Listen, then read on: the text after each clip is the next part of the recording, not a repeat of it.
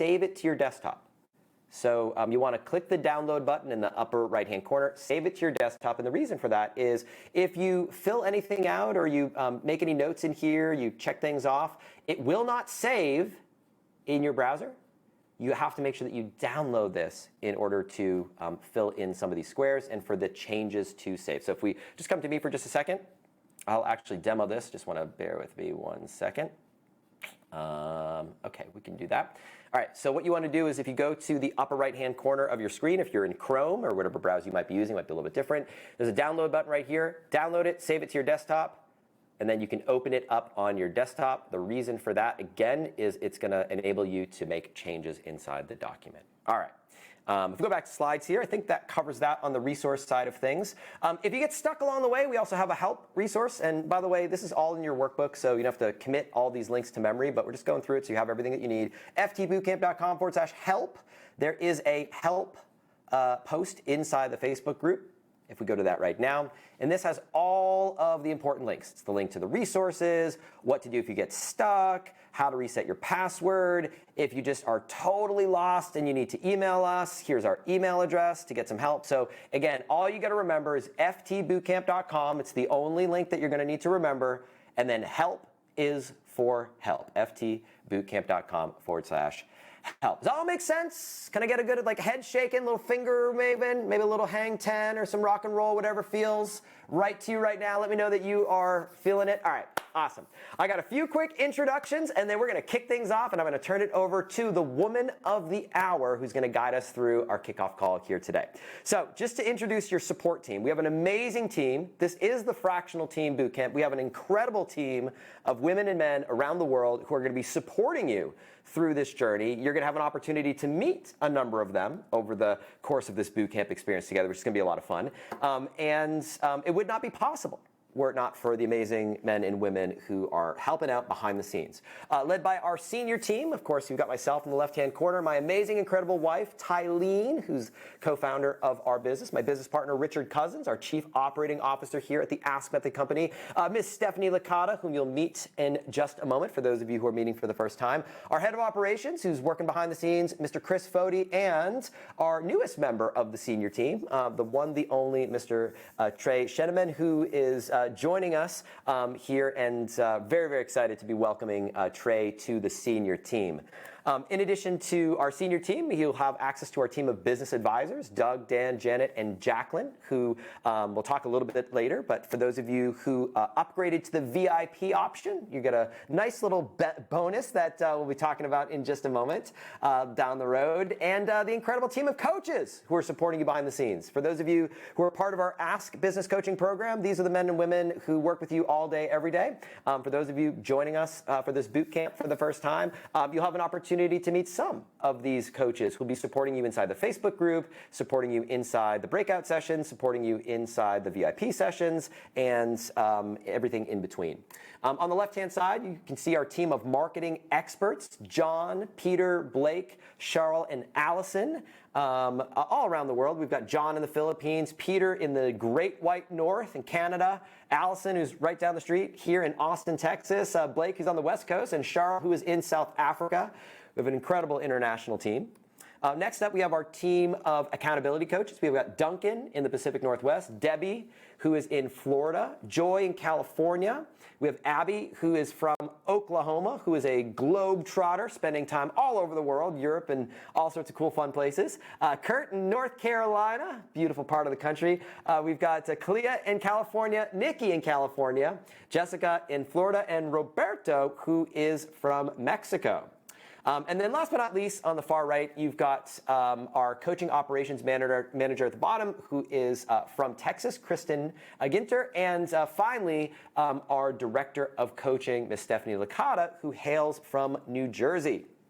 We also have an incredible support team behind the scenes. Rebecca, who's recently joined us. We have Tiffany, Tracy, Robert, Allie, Kimberly, Gary in studio with me, and Heba, who is in Australia on the other side of the world, supporting you from everything from billing to customer support to email support to the Facebook support and so on and so forth. And then last but not least, your two primary presenters over the course of this bootcamp, myself and the woman of the hour, Ms. Stephanie Licata. But here's the takeaway.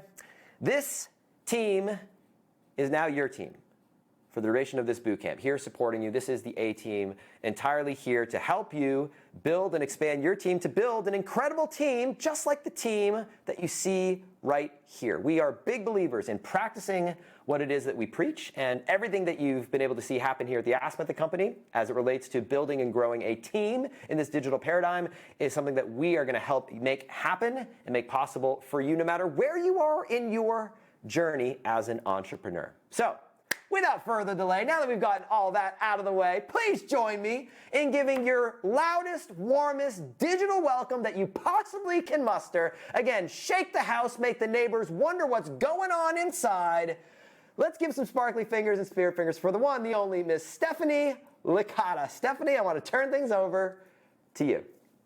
Thank you so much, Brian. I'm super excited to be here and so happy to see so many smiling faces. One of the things that I absolutely love to do is to support people in building teams. So we're going to get started right away. I'm super pumped to be here. Today is really all about kickoff. And we're going to get going. We're going to get straight to the meat because we are, again, going to kick this off. And this session is such important pre-work that you really need to do to set you up for success for the upcoming 3-day fractional team bootcamp. And for those of you who've done bootcamps before, this particular pre-work that you're going to be doing for this bootcamp is really unlike any other pre-work that you've done in the past, because this really is a little bit of a new topic for us, right? Usually we're talking about all the marketing, all the things that people see in our business on the outside. But right now, we're going to lift the hood. We're going to look at the inside of your business. So these exercises and the pre-work for this bootcamp is a little bit different. So really, perk your ears up, be listening really carefully so that you can get all the juice out of today.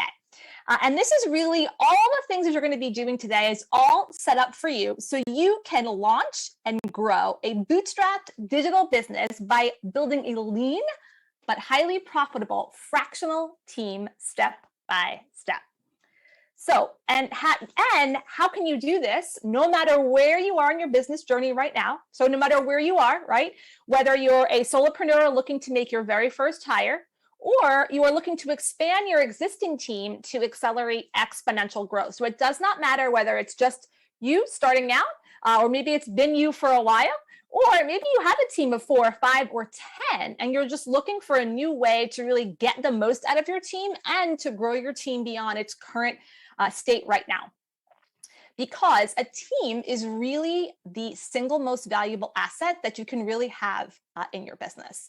And when you have a team that's supporting you, that's helping you do what you really have been, why you started this business, it helps you to actually do more of what you love and what you were really born to do.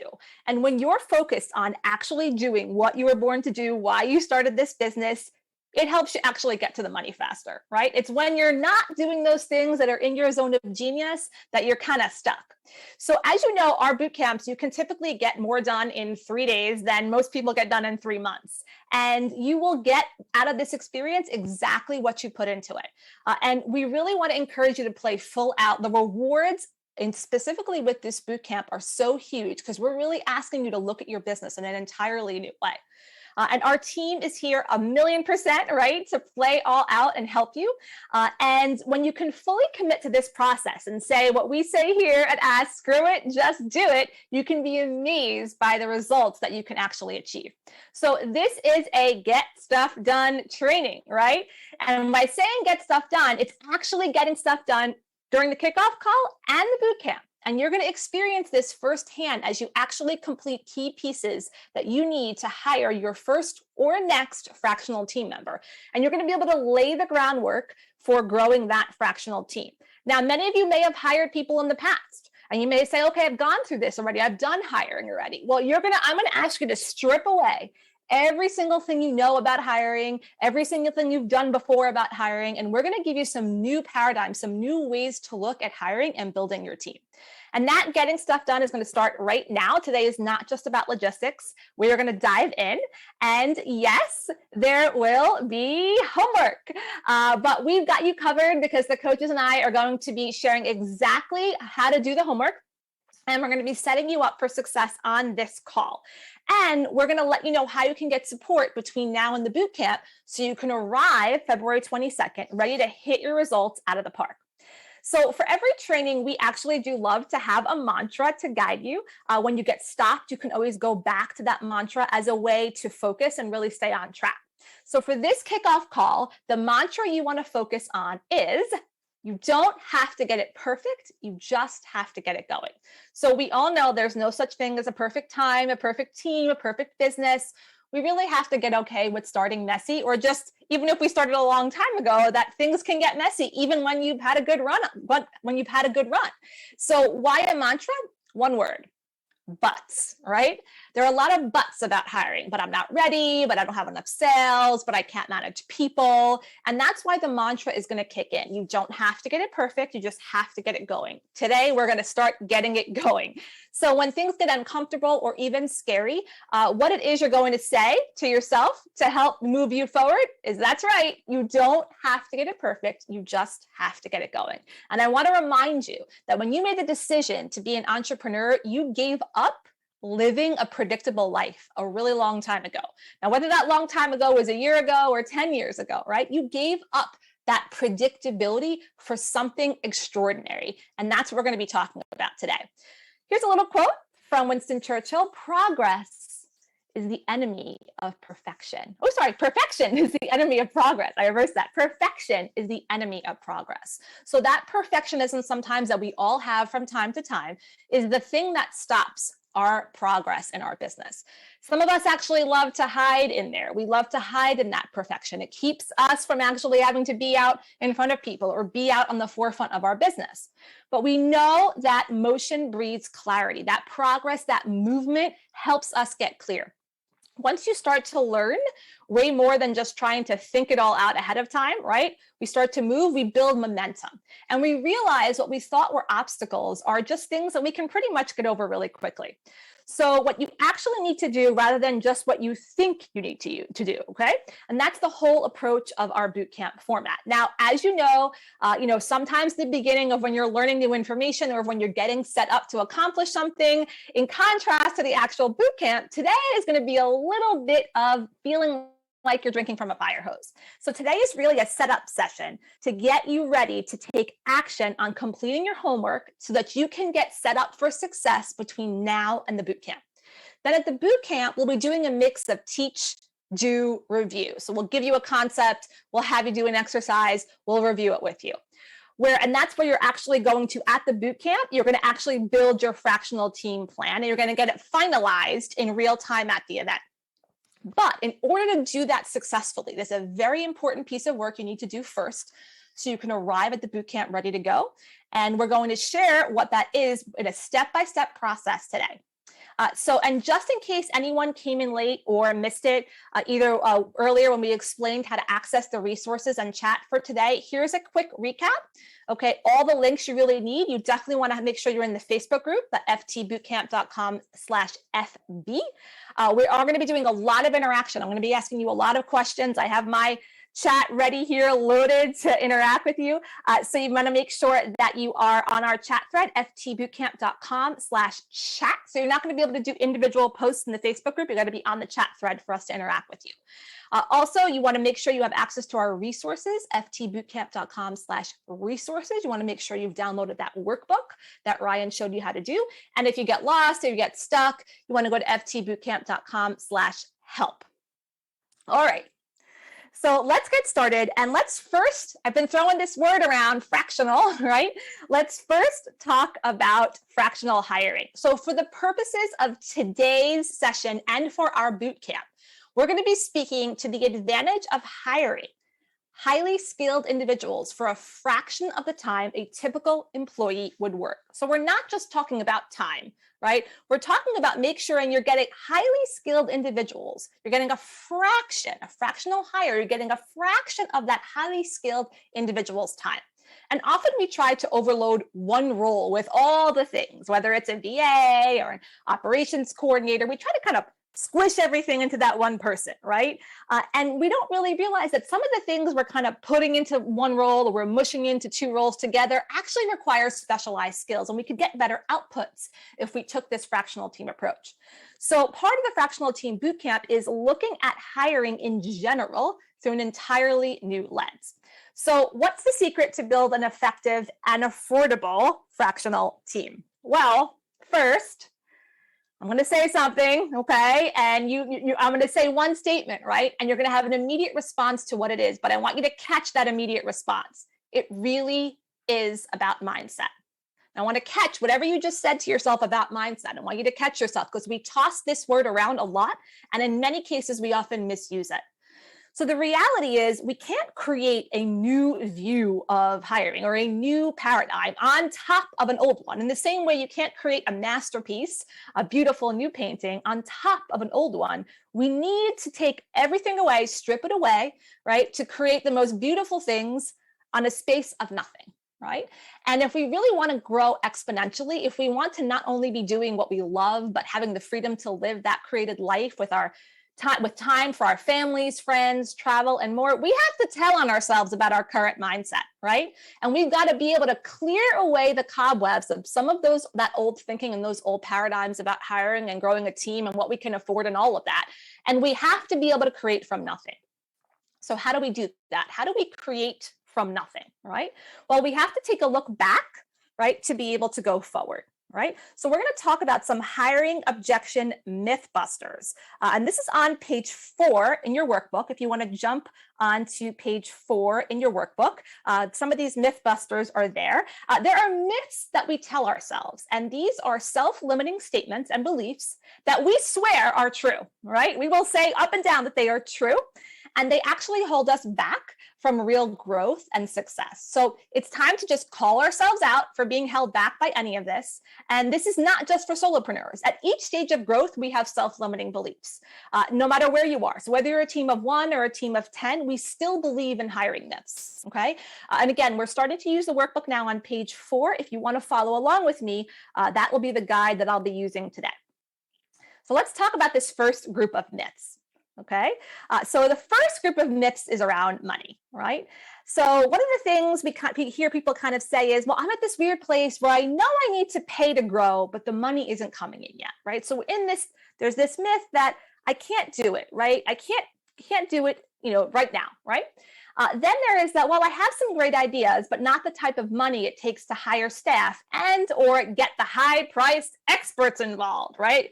Oh, there's these high-priced experts. Absolutely, right? Well, if you think about an expert and hiring them full-time, that is a lot of money. But if you take this fractional team approach, you're going to notice it can be a fraction of the money because you're getting a fraction of the time. We also have these myth busters, these things that we say around our past experiences. So this group of sort of things that we say to ourselves is this once bitten, twice shy. If you're an 80s kid, you can sing the song where this little lyric is in, but I've hired some people in the past and the experience was terrible. So raise your hand if you hired someone and had a terrible hiring experience in the past. Raise your hand if you ever had a terrible hiring experience, okay? So seen a bunch of people, we've had some terrible hiring experiences, and that's legitimate. We absolutely have, right? I have only once hired someone else for my own business for writing social media posts, and I wasn't satisfied. I had to review their work and try to train them, and in the end, do all the work for myself. Okay, so how many of you have had that happen? You hired someone, but you feel like you had to do everything. Okay, so you hired someone and you had to do all the work. Okay, and then you're like, what did I do this for? And now I have a second job. I just gave myself a second job.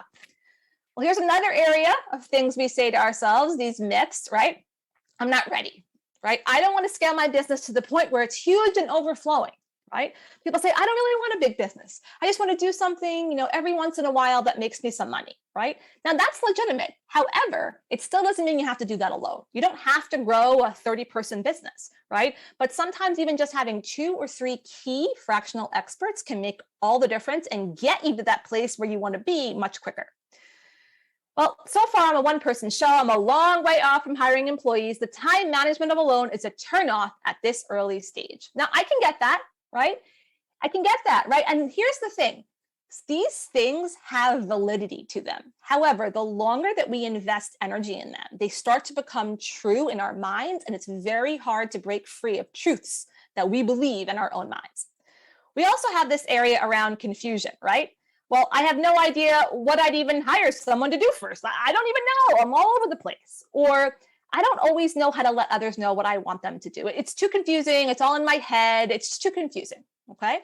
So I want to know from you, out of all the myths I've shared with you around confusion, around, too big, too fast, around once bitten, twice shy, around money, which are the types of myths that stop you? Is it money?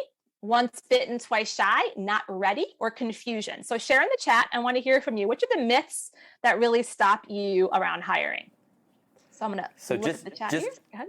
Just to reiterate what Stephanie just said. So again, in the kickoff call, you've got 4 buckets, 4 categories: money, once bitten, twice shy, not ready, confusion. Go ahead inside the chat and just type in those words inside the chat thread that best represents which of those challenges or myths or mythbusters that you've had in your life. And if you've had all of them, you can say all of them, or if it's been more than one, you can type them all inside the chat. And Stephanie, I'll let you read off a few that pop up inside the chat, and I'll do the same myself and come to me here as I go to the screen. What are we seeing here inside the group? I'm curious myself. Some bits of each. Confusion, money, confusion, not ready, money and confusion, money, not ready, money, not ready, money and confusion, uncertainty about steps and how to pick the best person. That's a little bit of confusion, I think. Yeah, great. Anything else? I see a great mix. Yeah, once bitten, twice shy, money, money and bitten, money, not ready, too big, too fast, kind of a mix of everything, confusion, once bitten, twice shy, not ready, confusion. And as you look at this, one thing I'll add, and I'll turn it back over to you, Stephanie, here in just a second, is I can speak from my own personal experience that I have experienced every single one of those feelings and emotions myself. I've gone through it. And one of our core values here at the Ask Method Company is courage and grit. And courage is doing the stuff that scares you in spite of that fear. And a lot of this is kind of around fear. We have these fears of things that have happened to us are going to happen again. Fears of things that we've actually never experienced, but it's the fear of the unknown. And we kind of tell ourselves these stories and we weave these tales in our mind of disaster and despair that are going to happen. These people are going to take all my money. I'm going to have no money left. I'm going to be in a cardboard box on the side of the road, and I'm going to be a failure, and everyone's going to laugh at me. And just these stories that we tell in our minds. And when you hear someone else tell the story, it's kind of it's ridiculous, but we all think it's totally rational and it makes sense for us to do it. So I can just say from my own personal experience, without passing judgment on anyone else or anything else, that I personally have experienced every single one of these myths or mythbusters in my life at different stages of my career. And I think the first step in the process is to be aware that they're there. And Stephanie, I'll turn it over to you. I think it's a nice segue into kind of what you're going to be talking about next. Yeah, awesome. Excellent. Every single one of them. Someone said every single one of them. We have some cool memes here. Okay, good. All right, so I'm going to share back my screen. Okay, so these statements tend to also have a life of their own, right? They mushroom, right? They kind of fester and they begin to have a life of their own. And for all of these statements and all of the things that hold us back and all of the self-limiting beliefs, we're going to call those today your gremlin. They could even become an annoying creature. These statements and these blocks can even actually become a thing, a personified ball of negativity. So your gremlin is that ongoing, nagging, soul-crushing voice that will hold your mind and your business hostage if you let it, okay? This gremlin holds us back. They become our silent investors in our business and they multiply just like the movie, right? The more life we give them, the more they take over and we lose that control. We lose that place of leadership in our business because all of those thoughts and all of those self-limiting beliefs personified, that gremlin takes them all.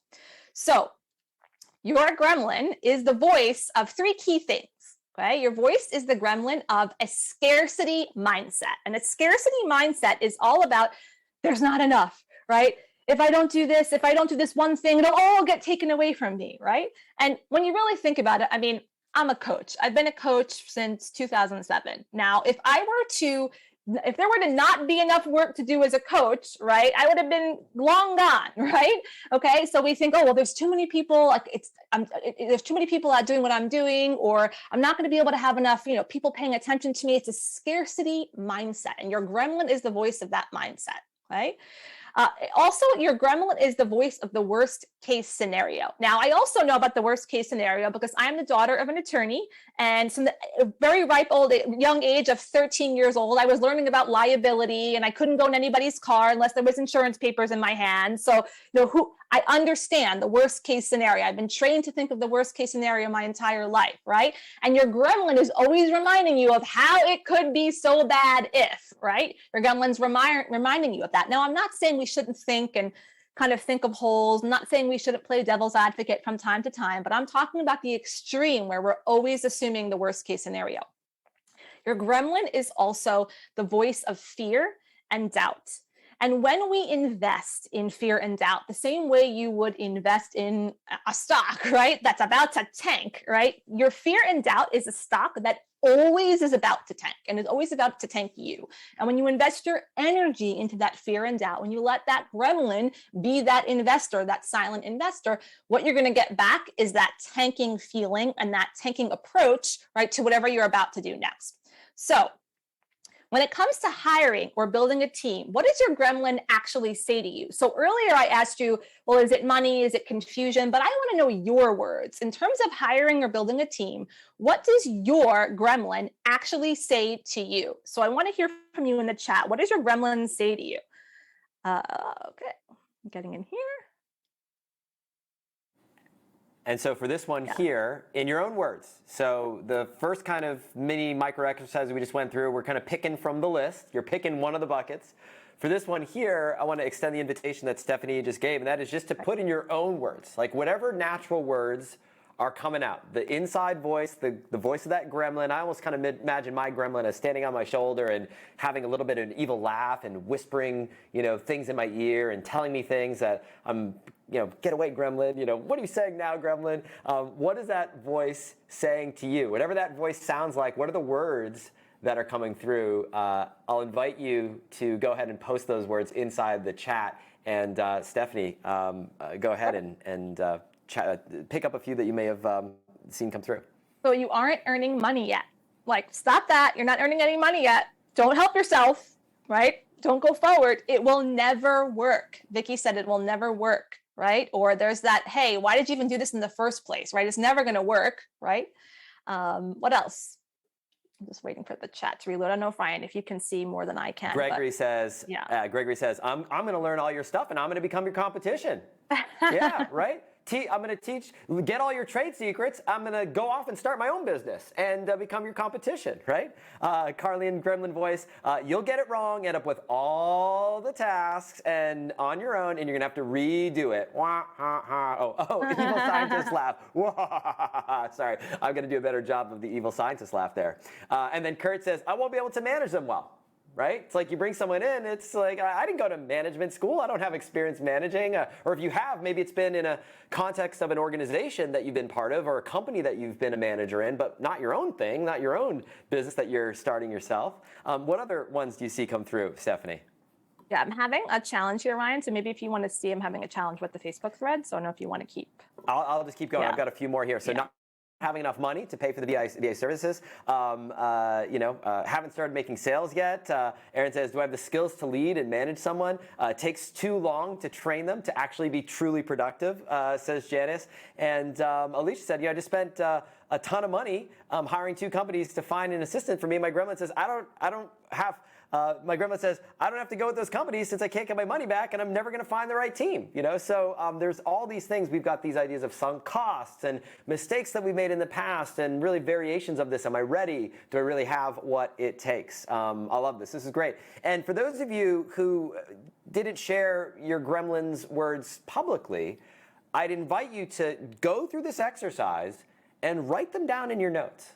There's something really powerful about taking a moment to actually write the words down so you can stare those words in the face. Because oftentimes what happens when you put them down on paper like this is you look at them, and when it's that inner gremlin voice or outer gremlin voice saying it makes sense. But when you actually look at the words in front of you in black and white on paper, you start to wonder, wait, is this really real? So Stephanie, I'll turn it back over to you to take us through the next step in the exercise here. Awesome. And these are super powerful, right? I like this one from Marion. You're not making money yet. What do you think you're doing, right? So your gremlin shames you, right? Sometimes your gremlin just absolutely shames you. Donna said, my gremlin says I can't possibly afford the best people that can finally help me scale my business so that I can actually take a day off and enjoy my life. I'll have to work 24/7 forever, right? And this is all completely, normal. These are normal thoughts, right, to have there. And it's challenging because they feel, again, so real. They feel so real, right? Okay. So what is the anecdote to all of this, right? What's the anecdote to all of this? So the anecdote to all of this is something that we call over here at the Ask Method Company, courage and grit. And that courage and grit is when you really look deep down and say, what can be done? What am I not seeing? You're unwilling to stop turning over every single stone, right? You're mustering up courage you didn't even think you had, and you're actually slaying the gremlin, right? And that gremlin is going to pop up. It rears its ugly head like that whack-a-mole game, right? And we're constantly shoving it down.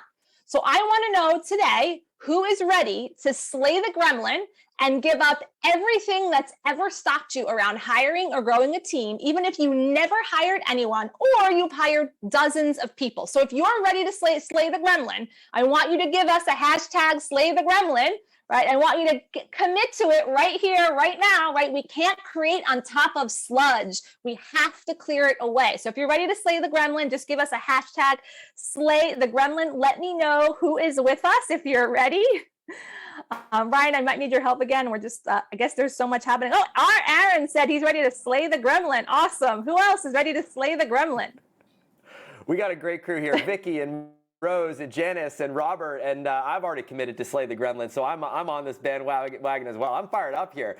Wayne says slay the gremlin. Renee and Kathy and Gregory, and I love this. Kathy says stomp them gremlins. Got to do what it takes. It's great, Awesome. And I don't know about you, but I have this image of the gremlin that I've just tossed outside, and I've just stomped on it with my bare feet and got rid of this thing because having that monkey on your back is the thing that holds us back. We have gremlins in every area of our life, like every area of our lives that we feel held back. And in this particular area, we're going to slay that gremlin, and it all starts here today. So, Stephanie, how are we going to slay this gremlin? Where does it begin? Where do we go from here? All right. Well, we're going to start with the fractional team blueprints, and this is also in your workbook. I believe it is page 5. In your workbook. So this is all in your workbook, the fractional team blueprint, the visual for this, but I'm going to be going over it a little bit right here. So the fractional team blueprint is actually the smart way to launch and grow a bootstrap digital business by building a lean but highly profitable fractional team step by step. And we're going to work on how to use this blueprint no matter where you are, again, in your business journey right now, even if you're a solopreneur looking to make your very first hire. So again, I'm sorry, this is page 6. I apologize. The fractional team blueprint is on page 6. But first, I want to explain something about why now. Why are we talking about the fractional team now? So something that has happened just in our entire world, right? The pandemic actually accelerated a trend that was already on the upswing in the past several years.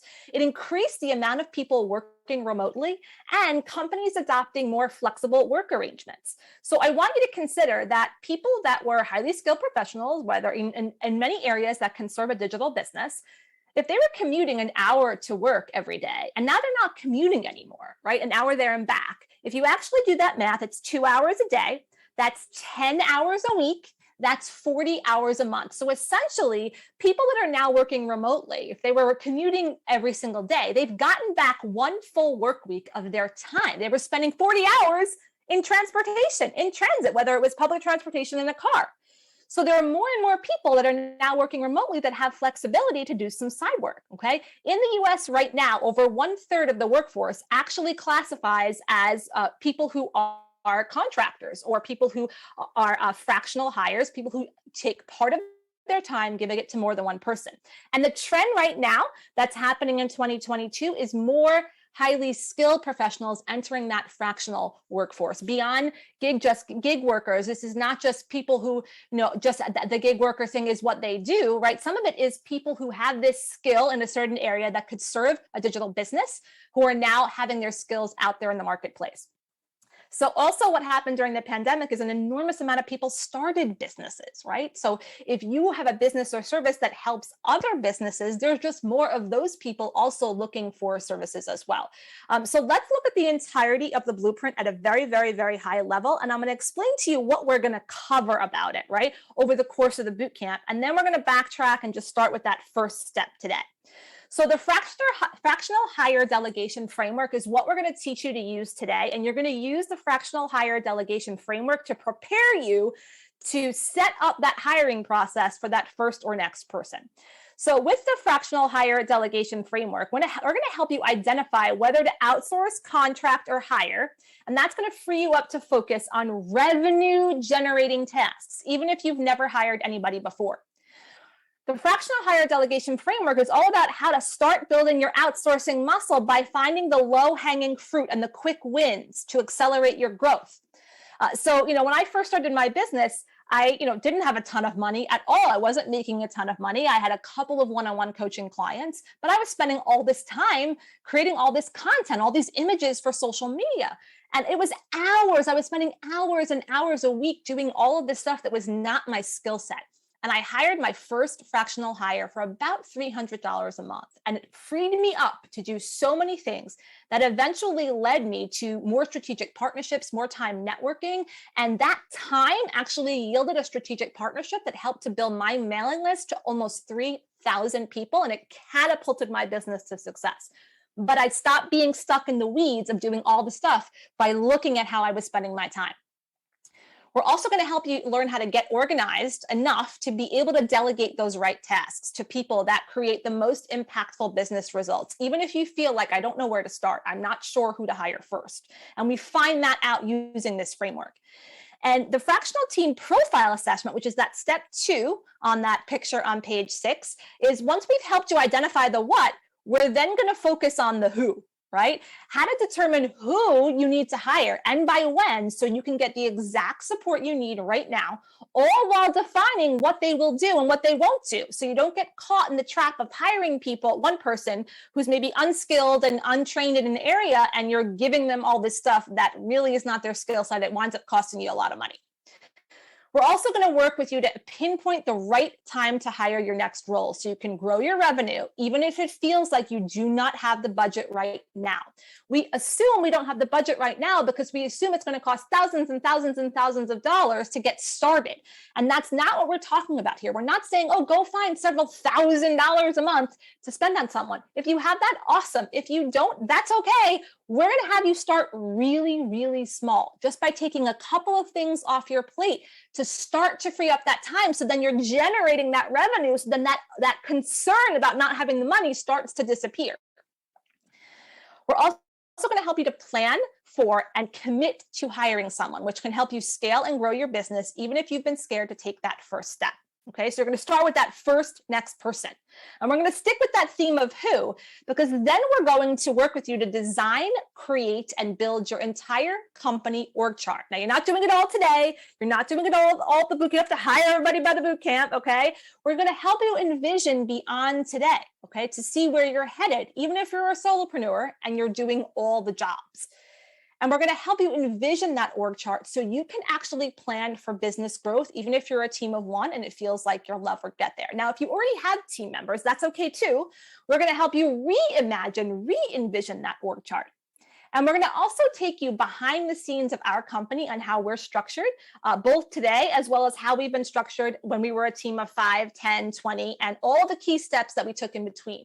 So Ryan's going to be sharing with you a lot about that action at the actual boot camp to help you understand some of the guts of under the hood about Ask, to help you understand those steps that you could take as well. And we're also going to help you learn about what do you do if your current team structure is not working, or you have team members who really aren't quite a right fit for the role they're performing right now. What if you have some people that you might need to let go of? There's a phrase that we hire fast and we fire slow. And there's so much money that winds up getting lit on fire in that process. And so we want to be able to help you not only grow a team, but if you have a team, be able to optimize that team you have. Next, we're going to get to the how. So we've got the what tasks, we have the who, what roles now and possibly into the future in your org chart. Now we're going to get to the how. How do you do this? How do I hire the right people? Okay. Now we're not just going to be like, oh, here are some interview strategies, right? We're really going to go deep into our fractional hurdle-a-thon process, which is the hiring process that we use. It's the hiring process that I was hired with and the hiring process I've used to hire coaches that are on our coaching team. So we're going to work with you to design, create, and build your entire hurdle-a-thon process for that very next role. We'll identify the exact skills, competencies, experience, and talent that you're looking for that represent your deal makers versus deal breakers in the profile of that person you're looking to hire.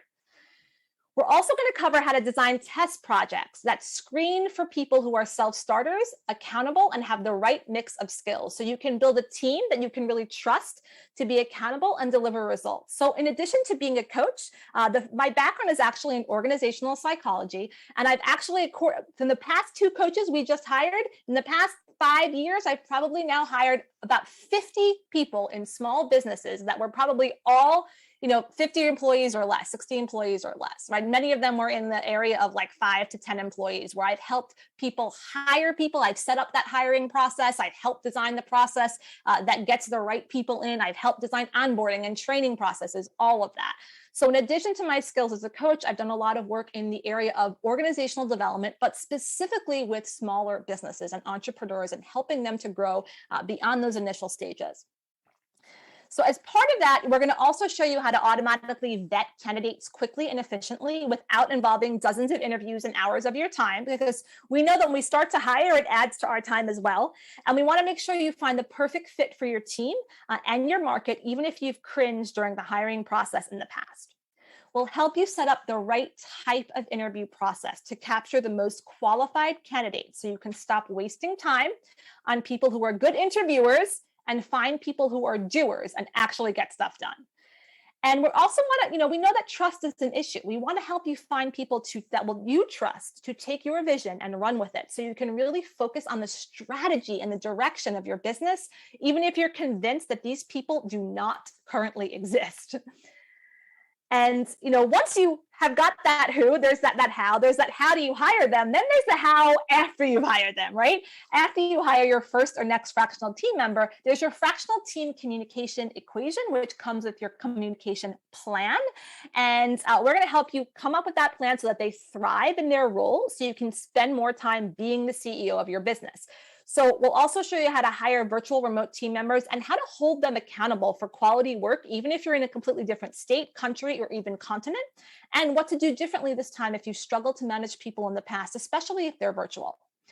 We'll also help you with our onboarding process and our setup process, how to quickly and effectively transfer your experience and knowledge to others so they can do their job and free you up to create, even if you're feeling like everything is stuck in your own head. And that is a thing, right? I just know it in my head, right? I can't explain it though.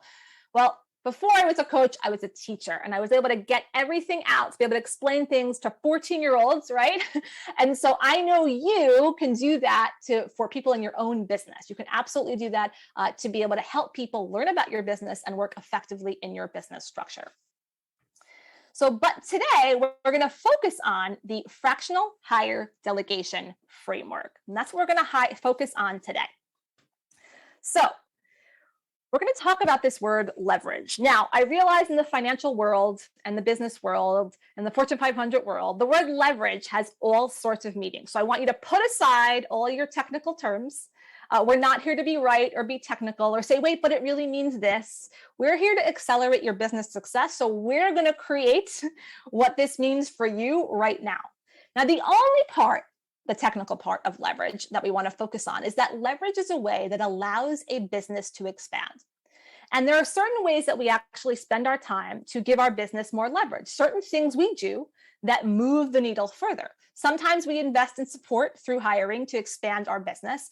And there are different types of support that offer us more of a return, right? When we allow our business to expand, we embark on a faster path to cash and we get the profit that we say we don't have, that is going to enable us to hire people, right? So the profit is the path to what's possible, right? But we've got to first take that initial risk sometimes. So I'm going to backtrack to help you learn about this concept using an existing framework. This is also in your workbook. And Ryan, if you would just help me out, I think it's on page, I believe, Maslow's hierarchy of needs.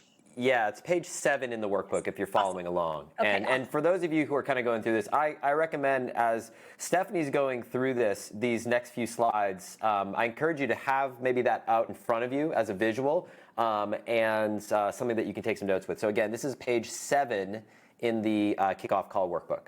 Awesome. And we do, by the way, in the back of the workbook, this has been a request from us for a while, we do have a notes section. So if you do want to take notes that stay in here, there's some notes pages at the end of the workbook as well. Okay, so this is Maslow's hierarchy of needs. So Abraham Maslow's theory, it's a motivation theory, states that people are motivated to achieve certain needs and that some needs take precedence over others. So our most basic need is for physical survival. And this will be the first thing that motivates our behavior. And once that level is fulfilled, the next level up what motivates us, and so on and so on. So that bottom, that red area, right, is our biological or physiological needs. These are biological requirements for human survival, like air, food, drink, shelter, warmth, clothing, sleep, all of that. Now, when these needs are satisfied, the human body can function more optimally. So Maslow considered that physiological needs are the most important as all the other needs, and all the other needs become secondary until these needs are met. So until our basic needs are met, a lot of things get held back as being possible. Next, we have in that sort of orange area, our safety needs. So once our physiological needs are met, there's that need for security and safety, and that becomes critical. People want to experience order, predictability, and some kind of control in their lives. These needs can be fulfilled by family, by society. It can come through emotional security, financial security, freedom from fear, owning property, having health and well-being, okay? Next, we have what are our love and belonging needs. So after physiological and safety needs have been fulfilled, we have this other human level need that is to be social, be part of a group, to feel like we belong somewhere. And it's that human need for interpersonal relationships, affiliating, being connected, whether you're introverted or extroverted, whether you get your energy from people the way extroverts do, or you get energy being away from people, we still have that need to belong somewhere in part of a group. And these are things like friendship, intimacy, trust, acceptance, receiving and giving affection, and things like love. And in that green area, we have our esteem needs, and that's the fourth level in Maslow's hierarchy, and it includes things like self-worth, accomplishment, and respect. So Maslow also made it clear that there's two types of self-esteem needs, can be broken into these two areas. It's esteem, which is based on respect and acknowledgement from others, so externally, and esteem, which is based on our own self-assessment. And our self-confidence and independence stems from that latter type of self-assessment, how we assess ourselves. And all the way at the top are our self-actualization needs. It's the highest level in Maslow's hierarchy and refers to the realization of a person's full potential and self-fulfillment. And this is where we seek personal growth, and this is where our peak experiences happen. This is where we really sort of reach our potential, where we discover untapped levels of potential. And Maslow described this level as the desire to accomplish anything and everything a person possibly can, to become the most a person can be. And what's interesting here is that Maslow referred to self-actualization as a growth need, and he separated it from the lower levels on his hierarchy, which he called deficiency needs. So if the bottom needs aren't met, this could lead to some unpleasantness, and self-actualization needs, they can make you a lot happier, a lot more successful, but they only become a priority once the other foundational needs are met. So the other needs have to be met first for this top need, this self-actualization, to become a priority. So I realize that's a lot of information. After the kickoff call, you can go read deeper into this. I'm sure many of you have heard this or seen this before. But now we're going to relate this back to your business. And we're going to show you something called the hierarchy of tasks. So let's look at what it comes to spending your time in your business. So first, I want to also help you uncollapse or disconnect any negativity with the word hierarchy. This is not about one person in a role being less or somebody having control over another person. It's not any of that, okay? This is about spending your time in the areas where it makes the most difference.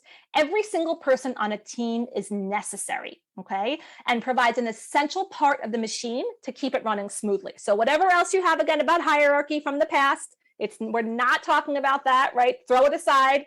It's a construct, right, that you may have a negative connotation with. Throw it out, okay? Like Maslow's hierarchy of needs, the needs on the bottom are essential, right? He even says that the needs on the bottom are absolutely essential, and they make the higher needs possible. So on the bottom of the hierarchy of tasks, we have the foundational level of tasks. These are tasks in your business that are repeatable and universal. This is something like scheduling social media posts, managing your calendar. These are things that, regardless of your niche, somebody could probably do for you without needing to know your industry, right? They're repeatable tasks. And they help you, once these tasks are being handled, you get to then focus on one level up. You're like, okay, someone's managing my calendar, someone's setting up my social media, someone's doing all the things that take me hours and hours. Now I can exhale and I can go to this next level. Next, we have this mid-level strategic and specialized area of tasks. These are things like writing copy, managing social media ads, creating sales pages. These tasks usually require a little bit more specialized skill. And while people who have these skills can provide them across industries, sometimes you actually want someone that does know a little bit about your industry. So for example, if you have a health and wellness business, hiring a copywriter who knows that space would probably be much more attractive to you than, say, hiring a copywriter who specialized in automotive, right? Or automotive sales, whatever it is. You'd probably want someone who knew something a little bit about health and wellness. And lastly, at the top, we have those CEO level tasks, what we call unique and visionary. And these are things like building your own lead generating quiz, or delivering your webinar, or running a boot camp where you sell a high ticket offer. These are things that generate results in the moment. Or it could be time spent designing the systems like a quiz that, when launched, can generate your results. Again, this is not about any one person being more or less valuable. It's about where you spend your time and where you can get the most return from your time. So I know right now that I can get a better return on my time sitting here talking to you than if I was doing a different task right now that's part of my job, right?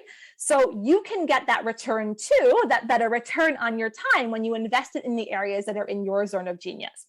So we want to give you access to that faster path to cash. And when you are operating at that CEO level, and some of the other tasks, not all, right, are being taken care of, your business moves and grows exponentially. And it literally disintegrates all of those, I can't, but I don't have money, blah, blah, blah, blah, blah. It disintegrates them. There's a moment of discomfort when we're going into that area to spend a little bit of money on somebody, right? There's a moment of discomfort, but then the results start to happen on that other side. Your opportunities expand, your time in front of your customers increases such that your cash follows. You can't be sharing about what you do if your head is in social media posting. So in the beginning of the business, it might make sense to be doing all the things, but eventually it slows you down. And when it slows you down, you get stuck in the weeds.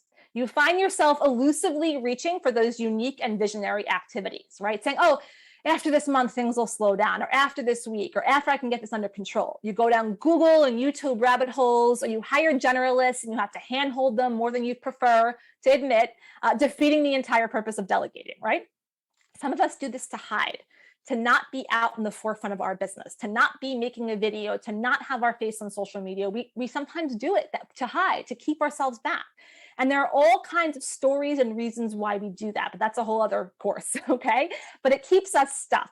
And when you're hanging out in the weeds, the gremlin comes back and it starts to say things like, you're not ready for this, you need more time before you really start to do the stuff you enjoy, no one can do it like you do it, delegating is for the birds, or this is just too hard, or why did I start this in the first place? It's impossible to find good people nowadays. I may as well do it myself.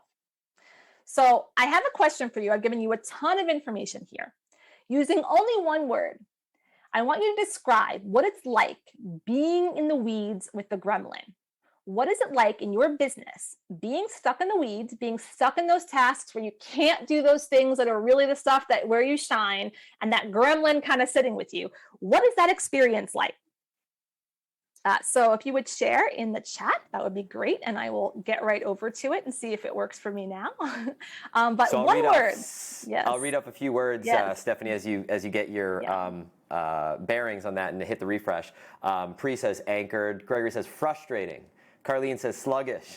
Adam says exhausting. Leah says overwhelming.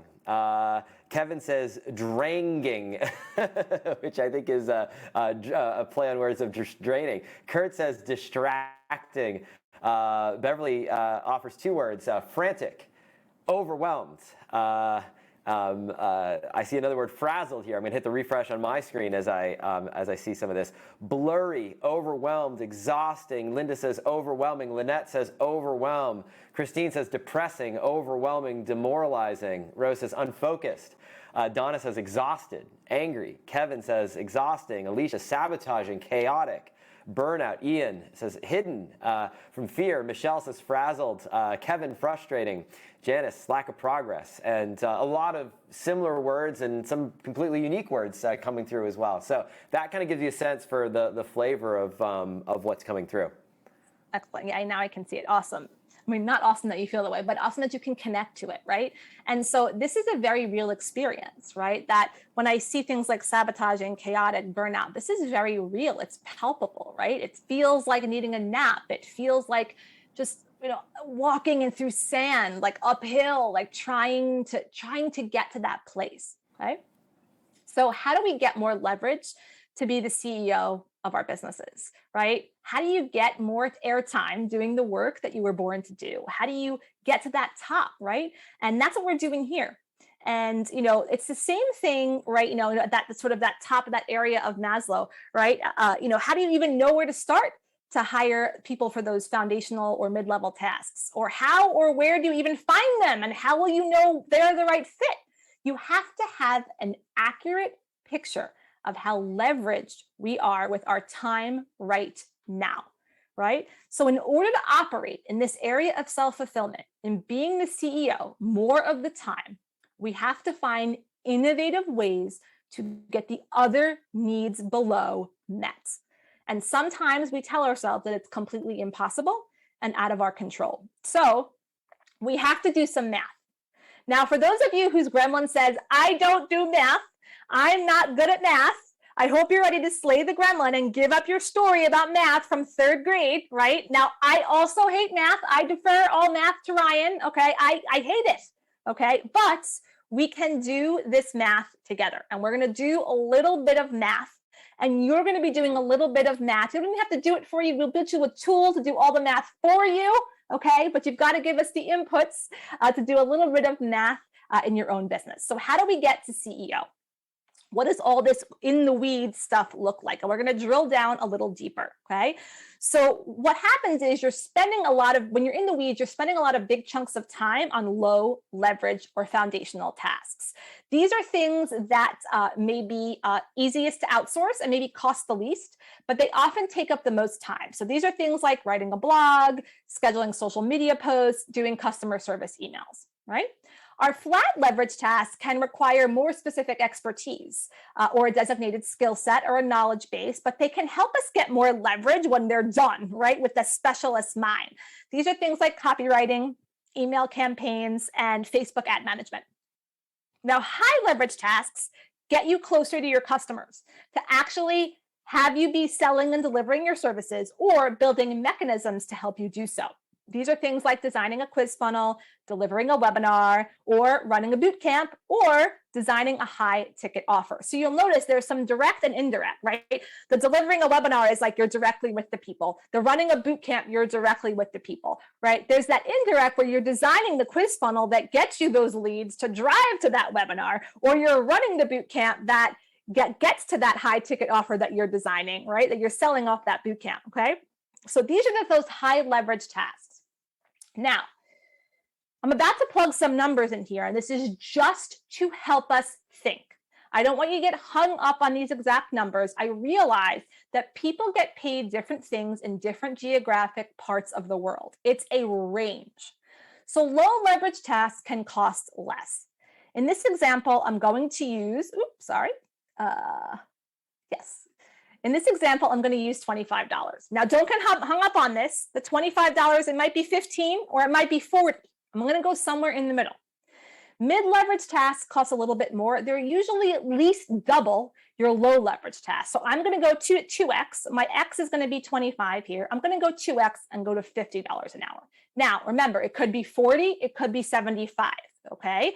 But usually that specialized skill is going to cost you at least 2 times what that lower leverage task skill costs. Your high leverage tasks have a much higher return. So you could technically be selling 10 people into your $250 entry-level product on a webinar and be making $2,500 an hour, right? When you are doing the things that get you out there, right? When you're delivering those services, your hourly rate dramatically raises, okay?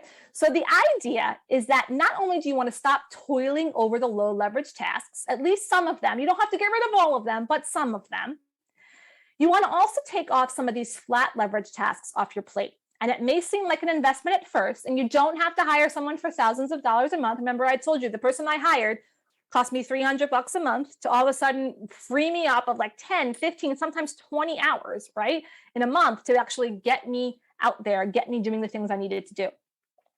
As you increase the time that you are spending on the $2,500 of tasks, right, you increase the amount of time you're spending on the $2,500 an hour tasks, you can free up money to hire out some of those $50 and $25 an hour tasks. So even just a small, tiny investment, right, in one person who's taking things off your plate that would take you more time, you're getting that time back and you're investing it in a higher return area to help your business grow.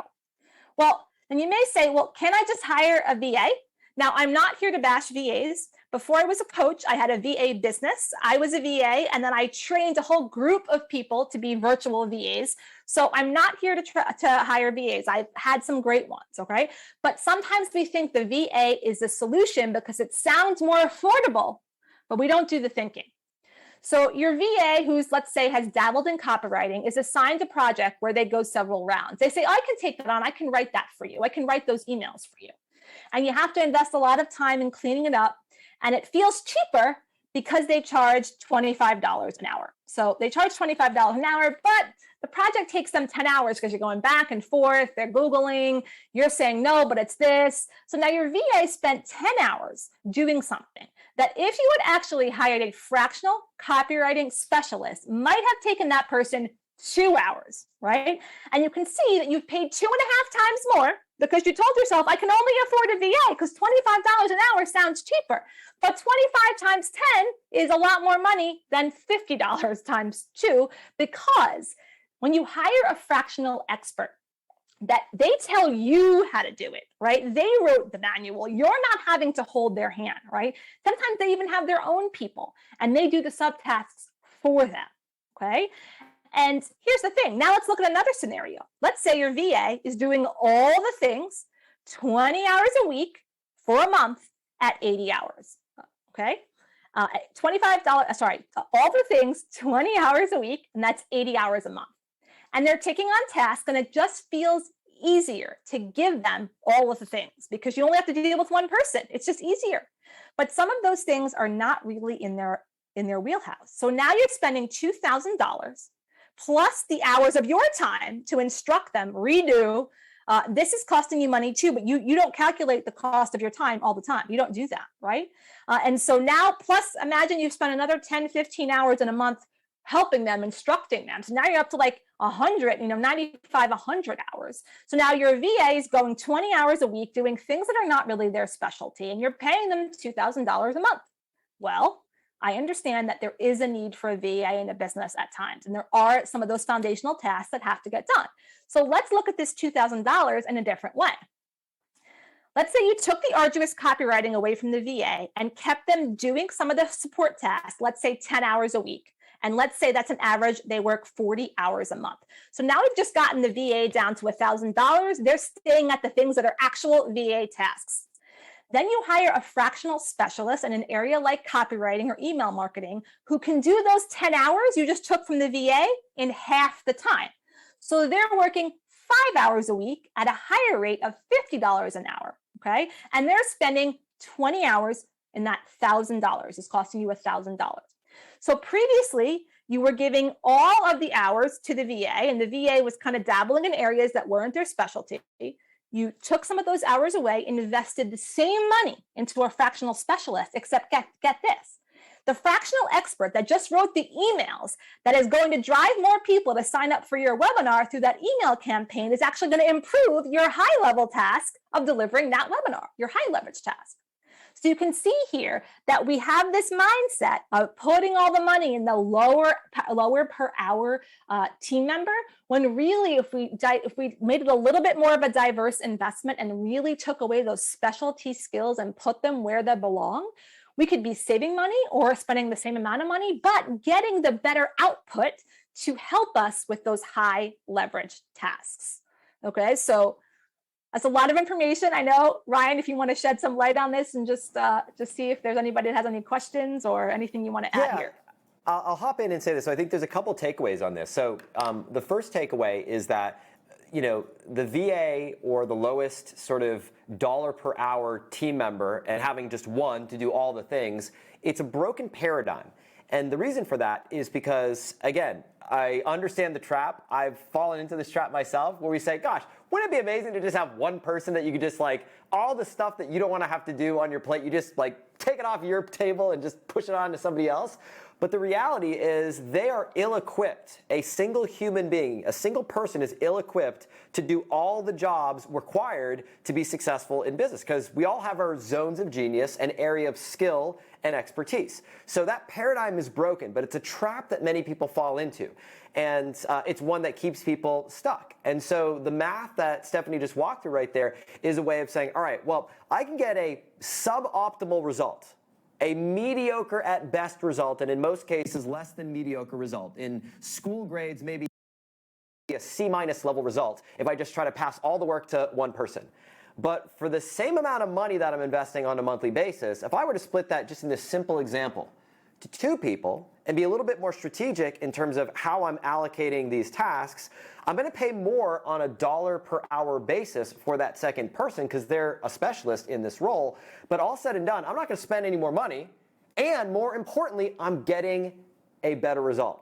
My emails are going to convert at a higher rate, so I'm going to get more people to my webinar. My Facebook ads are going to perform better, so I'm going to have a lower cost per click or cost per lead in my business.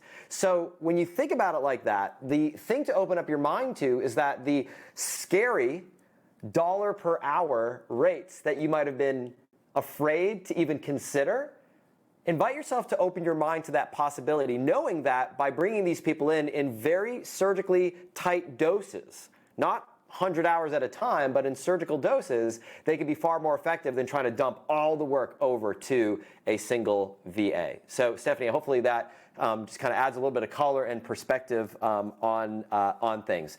People are saying loving the high leverage lists. People are saying that they love the fact that by paying competitive wages that you're actually saving money. In many cases you are. And I think there's just so many great things happening. So Stephanie, I'll let you pick up where we've left off and take it from here. Okay, so given all this information that I just gave you, which I realize is a lot of information and there's a lot to absorb, have to figure out where your time is going, both in the time you hire for and the time you spend, right? So the first step in figuring out your first or next hire is applying our fractional hire delegation framework. And this is what you are going to do for homework. But we're going to give you the opportunity to use the framework in an exercise today to get you ready. So we're going to have you put yourself under the microscope leading up to the boot camp and actually track your time. Now, this isn't just about pure math, it's about clarity and progress. So I want you to, before I take you to the time tracking tool, I want you to look at page 9 in the workbook and look at some of these low, flat, and high leverage tasks, okay? And, some of the tasks, in that low leverage may be things like bookkeeping, maybe things like managing your calendar. Again, some of those flat leverage tasks are around copywriting or email marketing or social media ad management, okay? And those high leverage tasks, you'll notice you'll notice some of those things are the things that get you in front of your customers, delivering that webinar, designing that boot camp, designing that high ticket offer, designing your services, but also strategic partnerships that you might have, or actually working with a high profile client. I want to see in the chat, if you had to guess right now, the percentages of time you were working in each area, what would it be? So for example, would it be 50% low, 30% flat, 20% high, right? Would it be 30% low, 50% flat, right? 20% high, right? So what would you think the ratio is? If you were to guess, what do you think would be the ratio now? So Sybil said 90% low. So that 10%, Sybil, that could be flat, that could be high that you put it in, but it sounds like you're doing a lot of those foundational tasks. Awesome. Carlene is using the toggle timer. We're going to share you how you can use that as well. Ryan, I'm sorry, my Facebook is just not working. So if you want to just, I can't see what people are saying there. I'm hitting the refresh button myself right now, and I think people are still doing a little bit of the math. This is great. So I'll just read a few of these off, and I invite everyone to go through this. So just best guess, don't overthink it. We're going to have a much more precise way of determining this in a moment, but just if you're to your gut reaction, just if you think about the last week of your life, last month of your life, where are you spending your time? Just ballpark numbers. We don't have to get this down to the 10th of a percentage level of accuracy, but just put your first best guess.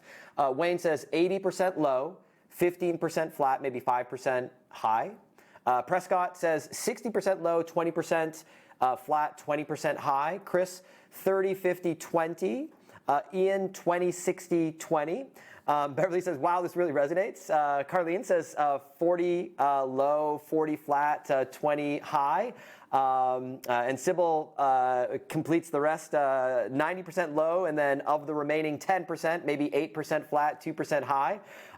Gregory's 30, 50, 20, so 30% low, 50% flat, 20% high. I'm starting to see a theme emerging here just based on our sort of assessments. I'm going to hit the refresh button one more time for those of you typing it inside the chat. And again, this is one of these very valuable exercises for two reasons. Number one, as you're going to see in a moment, by looking at how you spend your time from a few different angles, it's going to give you a clear perspective of reality, not perception, but the reality of what's happening right here, right now. And what you'll find is that our perception of reality, our perception of time, is often skewed.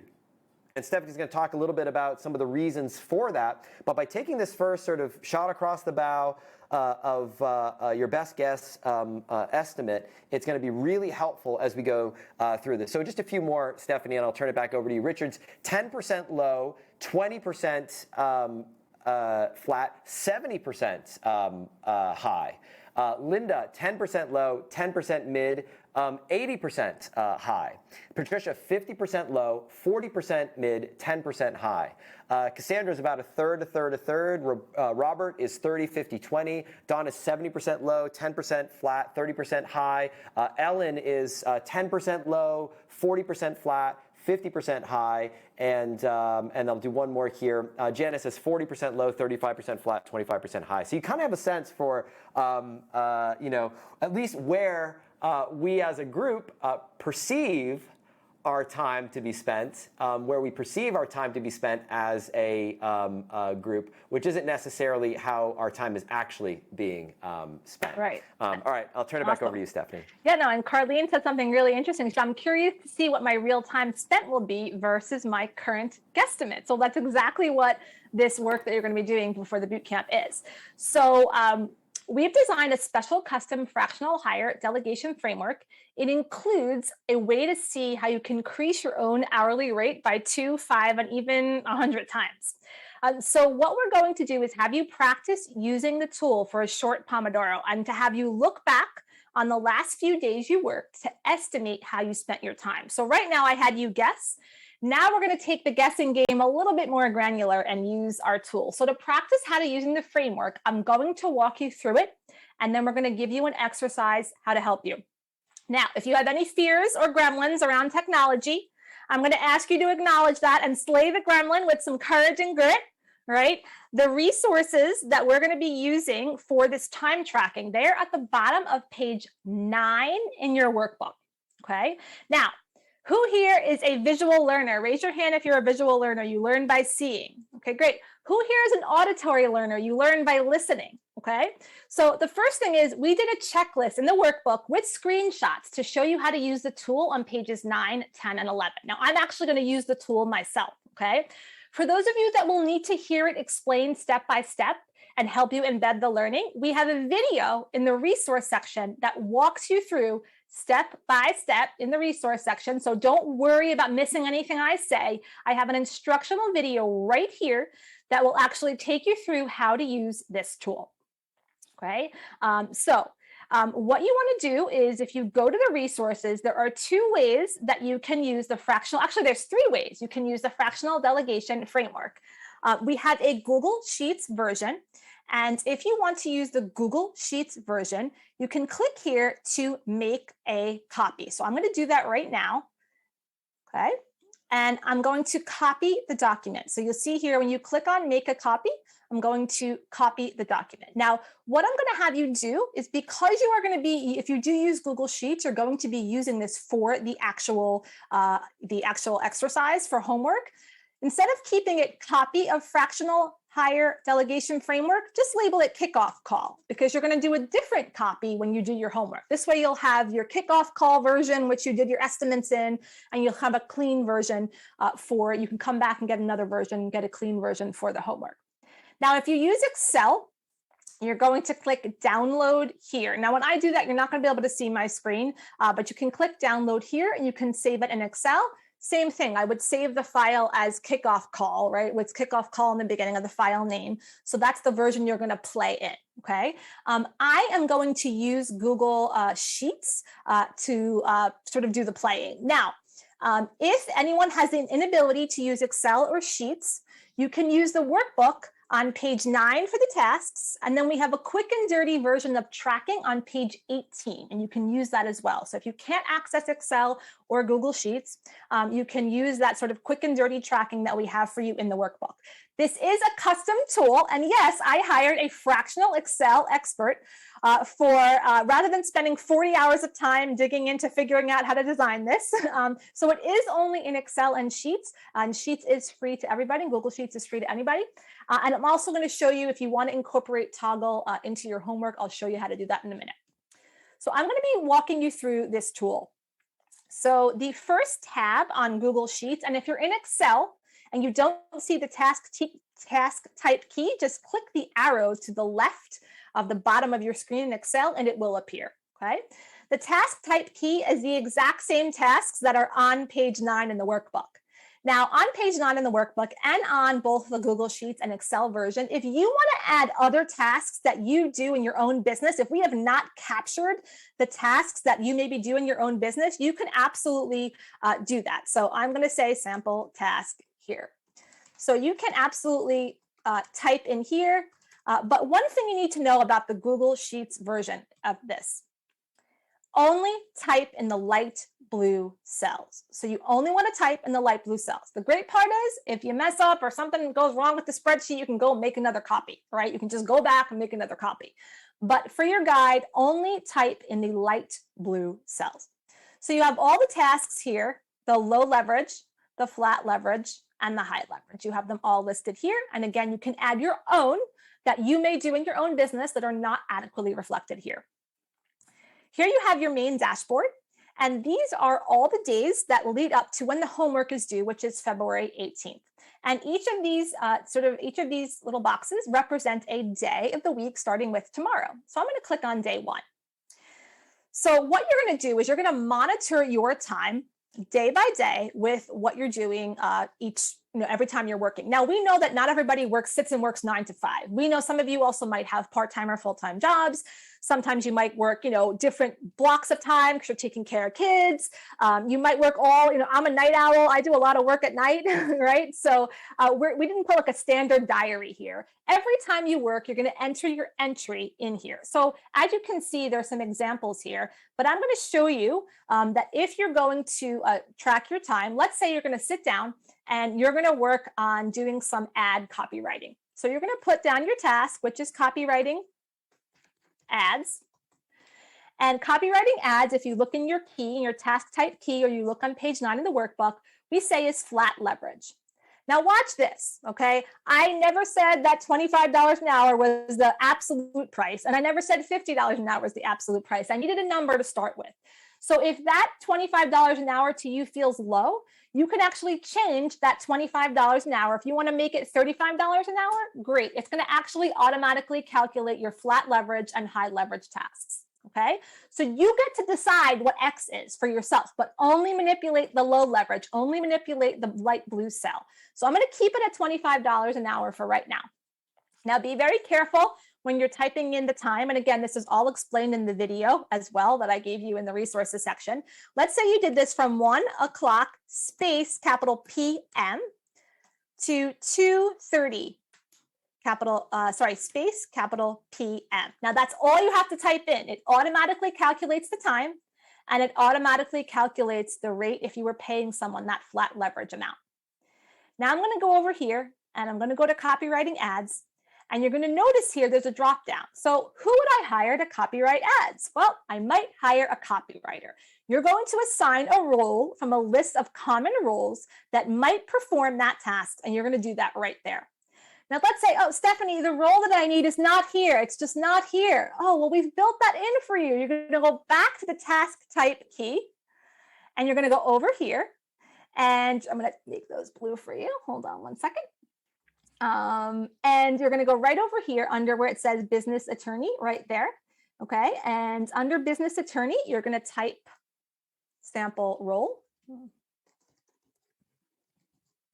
Sorry about that. Let me just fix that right there. Okay. So you're going to go right there, sample role, and underneath that last line there, sample role, and you'll notice that sample role has now been added to the list, right? Now that's only in my copy because I made a copy, but I'm going to go back to day 1, and the role that I just added is now going to be here, and it's going to be sample role, okay? So if there's a role that you don't see that you want to add, you can absolutely just go to the end of that list and you can add it. Now you're going to do this for day 1, day 2, day 3. So let's say you come over here, you can get rid of these are sample times. Let's say you come over here and you're going to do some ad management. Okay. And that's flat leverage. Let's say you start that at 9 o'clock. 9 o'clock a.m. and you finish that at 10 o'clock a.m.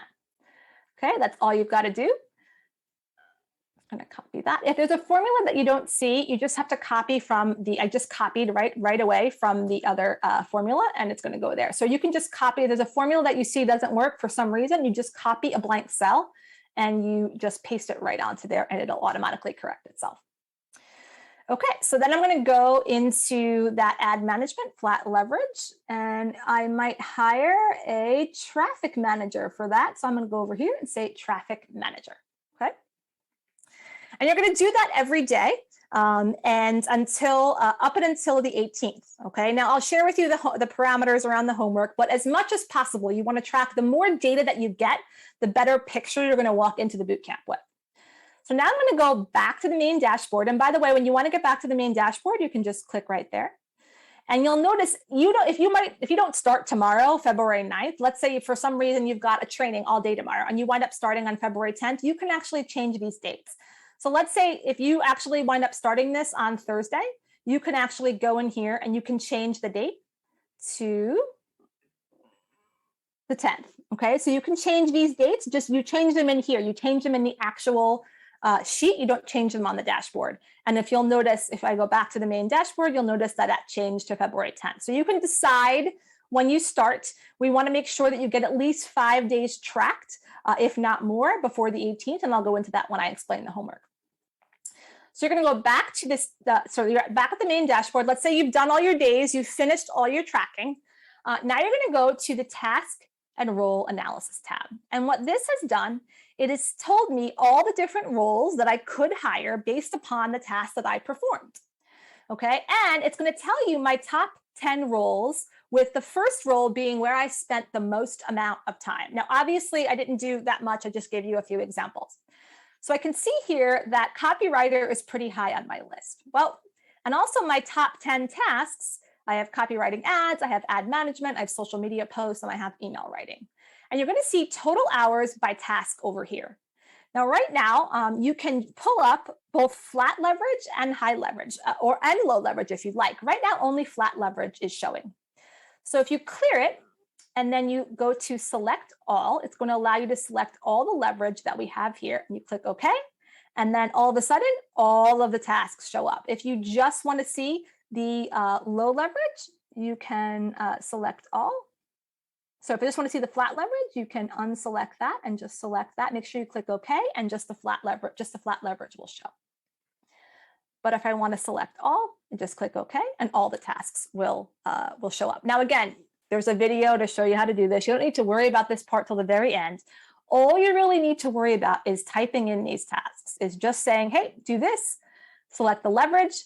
When did you start? When did you stop? That's all you have to do. And then associate the role right here. Okay. So in the Excel version, there are some couple of changes. So Ryan, I think you were going to just share the little bit of the tweak with the Excel version on your end. Yeah, let me pull that up. And Sure. it's basically the same process. So if we go to my screen right here, the one thing that I just want to draw your attention to, because I noticed this when I loaded it up, is in Excel, and you won't see this on my screen, but it will become apparent. At the very bottom, you'll see here that there are a number of tabs. Bottom left-hand corner, I have no way of zooming that part in any bigger. But on the bottom left-hand corner, there's a tab that says Main Dashboard. And what you'll find is that when you open up the Excel version for the first time, there's a arrow key on the far left that you need to click. You need to click the left arrow key, and that will open up that task type key page. And if I zoom this in, you'll see that in a little bit larger. The Excel document, because this is there are macros that are built into this, you don't have to worry about breaking it like the Google Sheets, so you don't have those light blue cells that Stephanie was describing. In this case here, just the only cells that are really that you want to be typing in are these right here. So I might type in for example, sample task. I could type that in here just like Stephanie described, and I can have that in place. Everything else operates similarly. If you want to go to a day, you just click on this button. You would type things in just in the same way that Stephanie described. So maybe it's a Facebook ads management, and I'll say that is a flat leverage task. Whoops, flat leverage task. I'm going to type in some time. Let's say I worked at 12:30 a.m. to I'll say that's 12:30 p.m. 12:30 p.m. and oops, 12:30.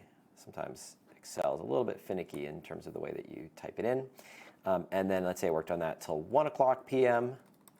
and it's going to do the same calculation. So all the same changes that Stephanie mentioned. If I want to change my low leverage dollar amount, let's say I'm in an expensive part of the world, and maybe 25 I don't think is realistic. I might put 35 in this place here. But the reality is, focus more on the order of magnitude. Don't get too caught up in, is it $30? Is it $35? Is it $28? That's not really what this is about. It's really a demonstrative exercise so you can identify the difference between your perception of where your time is spent and the reality of where your time actually is spent. And I'll share one thing about this right here. In my prior life, before founding the Ask Method company over a dozen years ago, my last corporate role when I was working in finance was opening up a network of sales offices for the largest insurance company in the world across China. And one of the things that we spent a tremendous amount of time looking at is doing these time and motion studies around how long it would take us to process different pieces of work in the business. And we did that because shaving minutes, shaving hours meant shaving dollars, saving millions of dollars, really, in expenses. And every single time we went through this exercise, there was always a surprise. And it's sort of akin to, for those of you who have gone through the deep dive survey process, like who here's done a deep dive survey? Ask Method Deep Dive Survey 101? Yeah. If you've ever done a deep dive survey and you had a perception of what you thought the market was going to say, but then you did the exercise and then you found a surprise in there, this process is akin to that. So what I want to encourage you to do as you go through this process is open yourself up to the possibility that there might just be a surprise in there. Now, you don't know what that surprise is going to be. You don't know if it means that you will have been spending more time on something that you didn't realize you're spending time on. It might be something that you didn't even realize you're spending time on this. You might be pleasantly surprised. You might have an area of work that you're doing that you can't believe how little time you're actually spending on it. But I will challenge you to find that surprise. There's always a surprise going through this process. I can tell you every time I've gone through this exercise, and by the way, I don't care if you've got a $10 million a year business right now or you haven't made your first sale. I go through this process myself at regular intervals to check myself to see where I'm actually spending my time. In fact, it's one of the reasons that led to one of our most recent groups of hires that we've made in our business just this year because of this specific exercise. So while it may feel a bit tedious, it's like calorie tracking, right? You don't want to do it for the rest of your life, but by doing it for a short, concentrated window of time, it can be the most eye-opening, profitable experience of this entire year as it relates to your business. So Stephanie, hopefully that gives a little bit of insight on the spreadsheet, hopefully gives a little bit of insight in the process, and I'll turn it back over to you to take us where we're going next. And one of the things, somebody just asked a great question. Well, how do I know what a traffic manager does? Well, remember, I used to be a teacher, so I gave you a glossary. We have all the glossary of all the roles that we have in the list, in the drop-down list. We have a glossary in the back of your workbook, pages 15, 16, and 17. And that's the high-level description of all the roles and what they do for the tasks that we have in the drop-down, for the roles that we have in the drop-down. So if you're not sure what somebody does, now here's the other thing. This is what we are saying that these things are. You can Google this and see 50,000 definitions. We've tried to aggregate the best information. And there are people who will say they do 5 of these things, right? But these are just the really high level, what this person should be accountable for, okay? So what we're gonna do here, and here's the other thing I do wanna share with you, okay? While you're actually doing the homework, if you find that it's easier, you can use a timer on your phone. Right now, if you do want to go and get a free Toggl account, Toggl right now, you can get a free premium account for, I think, 28 days. And using Toggl is super simple. You could literally just say copywriting. Like you could fill this all in at the end if you want, right? You could say copywriting and you hit start, right? And when you're done copywriting, you literally hit stop. And it goes right here. And so you could actually use Toggl if you want, and then fill it all in after the fact, if this is easier for you. So this is another workaround. If you already use Toggl, I saw some people do that. It'll basically give you a report, and the free trial will last you through even after the boot camp if you don't have Toggl. And you'll have, oh, I did this for this many hours. And if you want, you can do that. If that's easier to have up on your screen rather than typing it all in, you can type it all in at the end. So however you like to work, however your brain works, if you want to do that, that's fine as well. All right, so now we're going to give you a 15-minute Pomodoro. And what I want you to do, and whether you're using the Google Sheets tool, whether you're using the Excel tool, or whether you're using the quick and dirty version in the workbook, I want you to just guesstimate the past few days. Just do as many days as you can remember, right? And use the tool to label out your tasks. And this is a little bit of a tip. For yourself, call your task the same thing, right? So if you do email writing, like don't say email writing for blankety blank campaign, just say email writing, okay? Because the more you keep the tasks the same, the more it'll group them together to give you a more accurate view. As soon as you call the task something else, it's going to put it as another task, right? Instead, if I say copywriting, all of my copywriting will get aggregated into one amount of hours at the end, okay? So you're going to take a look back in as many days as you can guesstimate at where you spent your time. Do as many days as possible. Remember to save this version of Excel or Google Sheets as kickoff call, because this is going to be your guessing, right? You want to have some guessing to sort of compare with the actual data you get for the homework. So you want, and then when you do the homework version, you can save as homework. Okay. So again, you can use the spreadsheet, Google Sheets, Excel, or the workbook. And I believe we're going to do a 15-minute Pomodoro to sort of let you sort of concentrate and do as many days as possible on the tool, and then we'll come back to get some nuggets of wisdom. All right. Great. And Stephanie, just real quick, before we turn it over to the exercise, just to clarify a few things, and I've got a question for you. So first things first, you're going to look back. So this is the look back exercise. So first cut at this, we just took a guess, right? Estimate. What percent do you think? Flat, low, flat, or high? Just take a guess. Now we're going to take a look back, and based on our memory, our perception of where we spent the last few days. And I recommend that you maybe start with yesterday or today and then work your way back as far as you can get. And then as the homework after that is we're actually going to be doing it in real time as it happens. And that's the most accurate measurement for reality. The question, Stephanie, is what time interval do you recommend we should be looking at? Should we be looking in 15-minute increments? 5-hour increments when we're kind of putting our tasks in? What is an optimal starting place for the amount of time so we have the right level of precision? We don't want to say I spent 8 hours on, marketing. That's obviously too broad. But we also want to say I spent the last 2 minutes doing this one task. That's probably too specific. What's the Goldilocks? Yeah, so you probably want to do a minimum of 15-minute increments, right? So if you did something for 15 minutes, right? If you just answered a bunch of emails for 6 minutes, you may want to, you could actually, jot that down and maybe take all your admin at the end of the day and say, I spent 3 hours on admin, right? So you might want to group some of those tasks, like jot down on the side, during the day, and then kind of say, okay, I spent 3 hours. Now, you can mess with the calendar, you can mess with the time. Like, it doesn't matter to me whether you did it at 2 p.m. or 9 a.m., just as long as you get the amount of hours. And so I would say anything less than 15 amount of increments, if you do have similar tasks, jot it down and you can group them later. Does that make sense? That's great. And then the last one, I know we'll have time for Q&A after we go through this exercise, but just first cut, if someone isn't sure if the task that they're considering is low, flat, or high, they're just not sure. Is it a high level? Is it a flat level? Where should they go in this first sort of cut of the exercise? So I would, first two things. One, use the page 9 on the workbook to see what's the most associated task.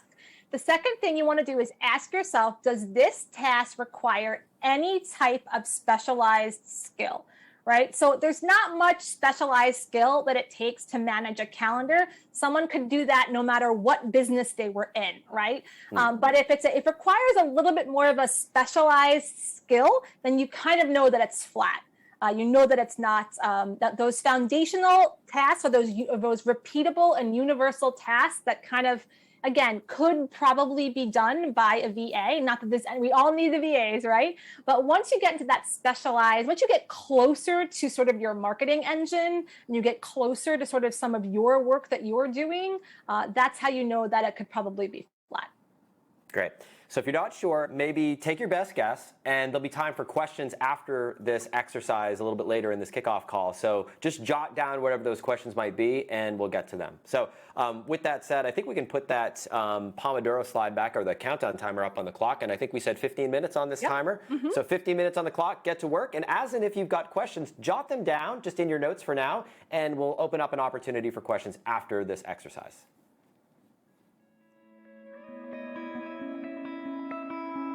You're going to post in the Facebook group, okay? And you're going to basically snapshot. If I'm in the tool now and I'm in day 1, you're going to take a snapshot. And by the way, if you want to view this sort of more pulled out, you can go to Zoom and you can go to 75%, right? And you can obviously make this bigger. You can screenshot it in a different way. You're going to post a screenshot of your day, and you're going to add hashtag day 1 done, okay? So you're going to hashtag day 1 done. Okay. And so you're going to do it on day 2 done, day 3 done. Now remember, your day 1, maybe somebody else's day 3. So somebody's going to start tomorrow on February 9th. That's going to be their day 1. Somebody else is going to start Thursday or Friday. That's their day 1. So your day 1 is whatever day 1 is for you. So every day you complete this, you're going to do hashtag day 1 done with the screenshot of that day. Hashtag day 2 done with a screenshot of that day. And we want to get you to that 5 days. So we want to see a lot of people that get to the day, hashtag day 5 done, okay? So that's your homework assignment, is to track between now and February 18th. That's the first part of the homework, okay? First part of the homework, track every day through February 18th. If you want to just do the 5 days, that's fine. The more data that you get, the more value you will get from the exercise. But you're going to, again, hashtag day 1 done, hashtag day 2 done. Whether you start tomorrow or Thursday or Friday, if you can start tomorrow, great. Gold standard, track all the days between now and February 18th. Silver standard, track 5 consecutive days up and until days that happen up and until between now and February 18th. Now, so real quick, yes. what I'll do, I think it'll be helpful, is let me just demo this. Let me just demonstrate what this actually looks like when we say screenshotting this and hashtagging this and putting it inside the Facebook group. And then I'll talk a little bit about the big benefit to you for actually going ahead and doing this. So high level, what this looks like is as follows. As Stephanie mentioned, you're going to take your day from your completed time tracking spreadsheet that you see right here. So let's say we're on day 1. And to Stephanie's point, if we want to get a little bit more on here, maybe we might reduce this to 75%. I'm then going to take a screenshot of this using whatever screenshot software that you might use. And if you just come back to me for a second as I do this, so you have to fiddle around with this 1 second. I'm going to take a screenshot of this here. Bear with me 1 moment as I pull this up. Okay, I've taken a screenshot of this. Now I'm going to take that screenshot, I'm going to post it inside of the Facebook group. So I'm going to create a post inside this Fractional Team Bootcamp group. I've got my image, and then I'm going to use the hashtag day, and then are we doing a number? Done. Day 1 done, yeah. Day 2 done. Just like that, right? So day 1 done, and if you want to put a little comment like, wow, that was surprising, whatever it might be, like this. Oop, I can't type. And there we go. All right. And then you hit the post button right here, and then give it a second. Posting, posting, posting. Voila. It should show up exactly like this. So we're in post approval mode right now because we have all eyes on the chat thread. But once we're done with this, you'll have the opportunity for it to go live. So day 1 done. Wow, that was surprising. It'll show up here. And what that's going to allow us to do is, number 1, it's going to allow us to track sort of where you're at. You're going to be tracking along, but most importantly, we've been known to have certain incentives, certain bribes for those of you who are the overachievers inside the group. I'm not going to spoil any surprises, but for those of you who get ahead, get it done, there's always some good stuff coming your way from us. So again, I'm not going to spoil the surprise, but I am teasing it out there for those of you who are going for gold, and you only have to do 5. So of course you can do as many days as you want, but the name of the game, 5. That's the number. How many? Not 4, not 3, but 5, and that's the process right there. Yes. Stephanie, I'll turn it back to you. Okay. So now we're going to go over homework part 2. Homework part 2. And so homework part 2 is actually in your workbook. And so part 2 is the fractional team profile assessment. So I'm going to be hopping back and forth between the workbook and the spreadsheet. So when you're finished tracking your days and you want to do this by February 18th at 11:59 p.m. PST. So this is part 2 of the homework. By the time you're finished tracking all your days, you're going to observe your total hours by role on that task analysis tab. So I only obviously filled in a few as an example. So you're going to notice copywriter is my number 1, social media coordinator is my number 2, and traffic manager is my number 3. You're probably going to have more than this. You're probably going to have 10 things. Stephanie, do you want to pull up your screen and share it? Maybe it'll be. Sorry about that. Yeah, got it. So you'll notice on the task role analysis screen, again, we have your your top 10 roles. Now, because I just used a couple of examples, I don't have a ton here, okay? But you'll see I have copywriter at the top, social media coordinator, traffic manager, okay? So at the end, when you're done tracking all your days, you're gonna go to this task role analysis tab. Now, when you're over here, right, and you're going to look at that sort of top 10 roles, you're gonna, as you begin to think about who your first or next hire could be, there are 2 ways that you can get more leverage. So you can hire for the role that gives you back the most time, being careful not to hire someone that does everything, okay? So for an example, if you spent the most hours of your time working on your website or social media content, right? And you wanted to hire someone to be your social media coordinator, or you spent the most hours of your time answering questions in your business Facebook group, you might want to hire a community manager, okay? So if you're going to choose on time, which you can pick the number 1 role. Now, you can also ask yourself, right? what if I hired for the role that, even if it's not the biggest time suck, that will have the most direct impact on my revenue? So for example, let's say you spent 10 plus hours writing show up emails for a webinar, but let's say copywriting is that number 2 line, right? Maybe you had social media coordinator above it, but number 2, you've spent a good amount of time copywriting, right? Or you spent 10 plus hours putting together sales pages, okay? You can choose your number 2 role if you feel that the number 2 role is gonna get you more impact on your profit, right? So you may have spent all this time bookkeeping, right? And you may say, okay, I spent 10 hours bookkeeping, but I spent 8 hours copywriting. Copywriting might get you more leverage in your business, right? It might make you go faster. And I'm not saying not to hire the bookkeeper, but my point is you can choose that role that has the most direct impact. Now, if you're completely stuck and this is too much thinking, just pick the role that gives you the most time back, right?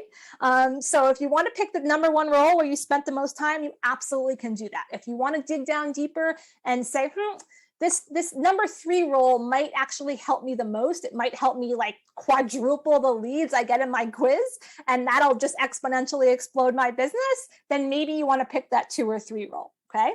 So what you're going to do, and this is a first pass, you're not committing to anything. You're making a basic first pass, looking at where you've spent your time.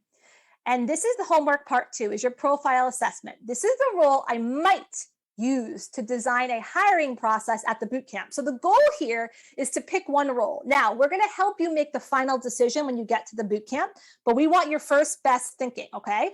So you're going to put that person right there, and then you're going to look at some of the other roles that you didn't choose, and you're going to also put them in people who I might hire later, right? We want you to build that list of next hires as your business grows that you want to be ready for, okay?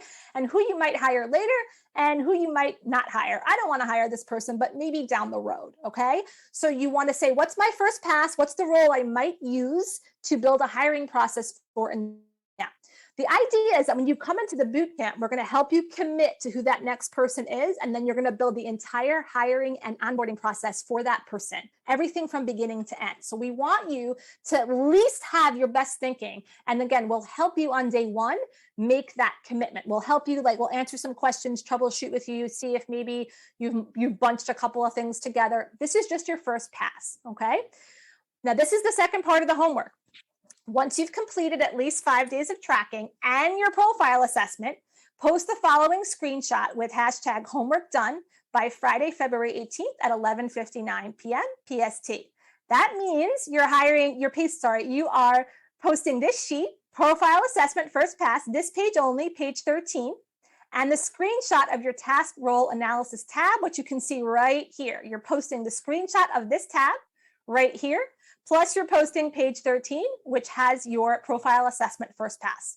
And you're using the hashtag homework done, okay? That's how your homework is done. So day 1, day 2, day 3, day 4, day 5, February 18th before midnight, homework done, page 13, plus the screenshot of your task role analysis tab. And I'll take your questions in just a minute. There's another piece to this that we want to acknowledge is a reality, but we're not going to ask you to post this because this is your own private finances. This is a budget brainstorm, and this is part of the homework. But again, we're allowing you to keep this to yourself. You don't have to talk money on Facebook, okay, or in the Facebook group. What's the potential increase in income that hiring a person to do this role could tentatively, let me go back. What is the potential increase in income that hiring a person to do this role could tentatively provide?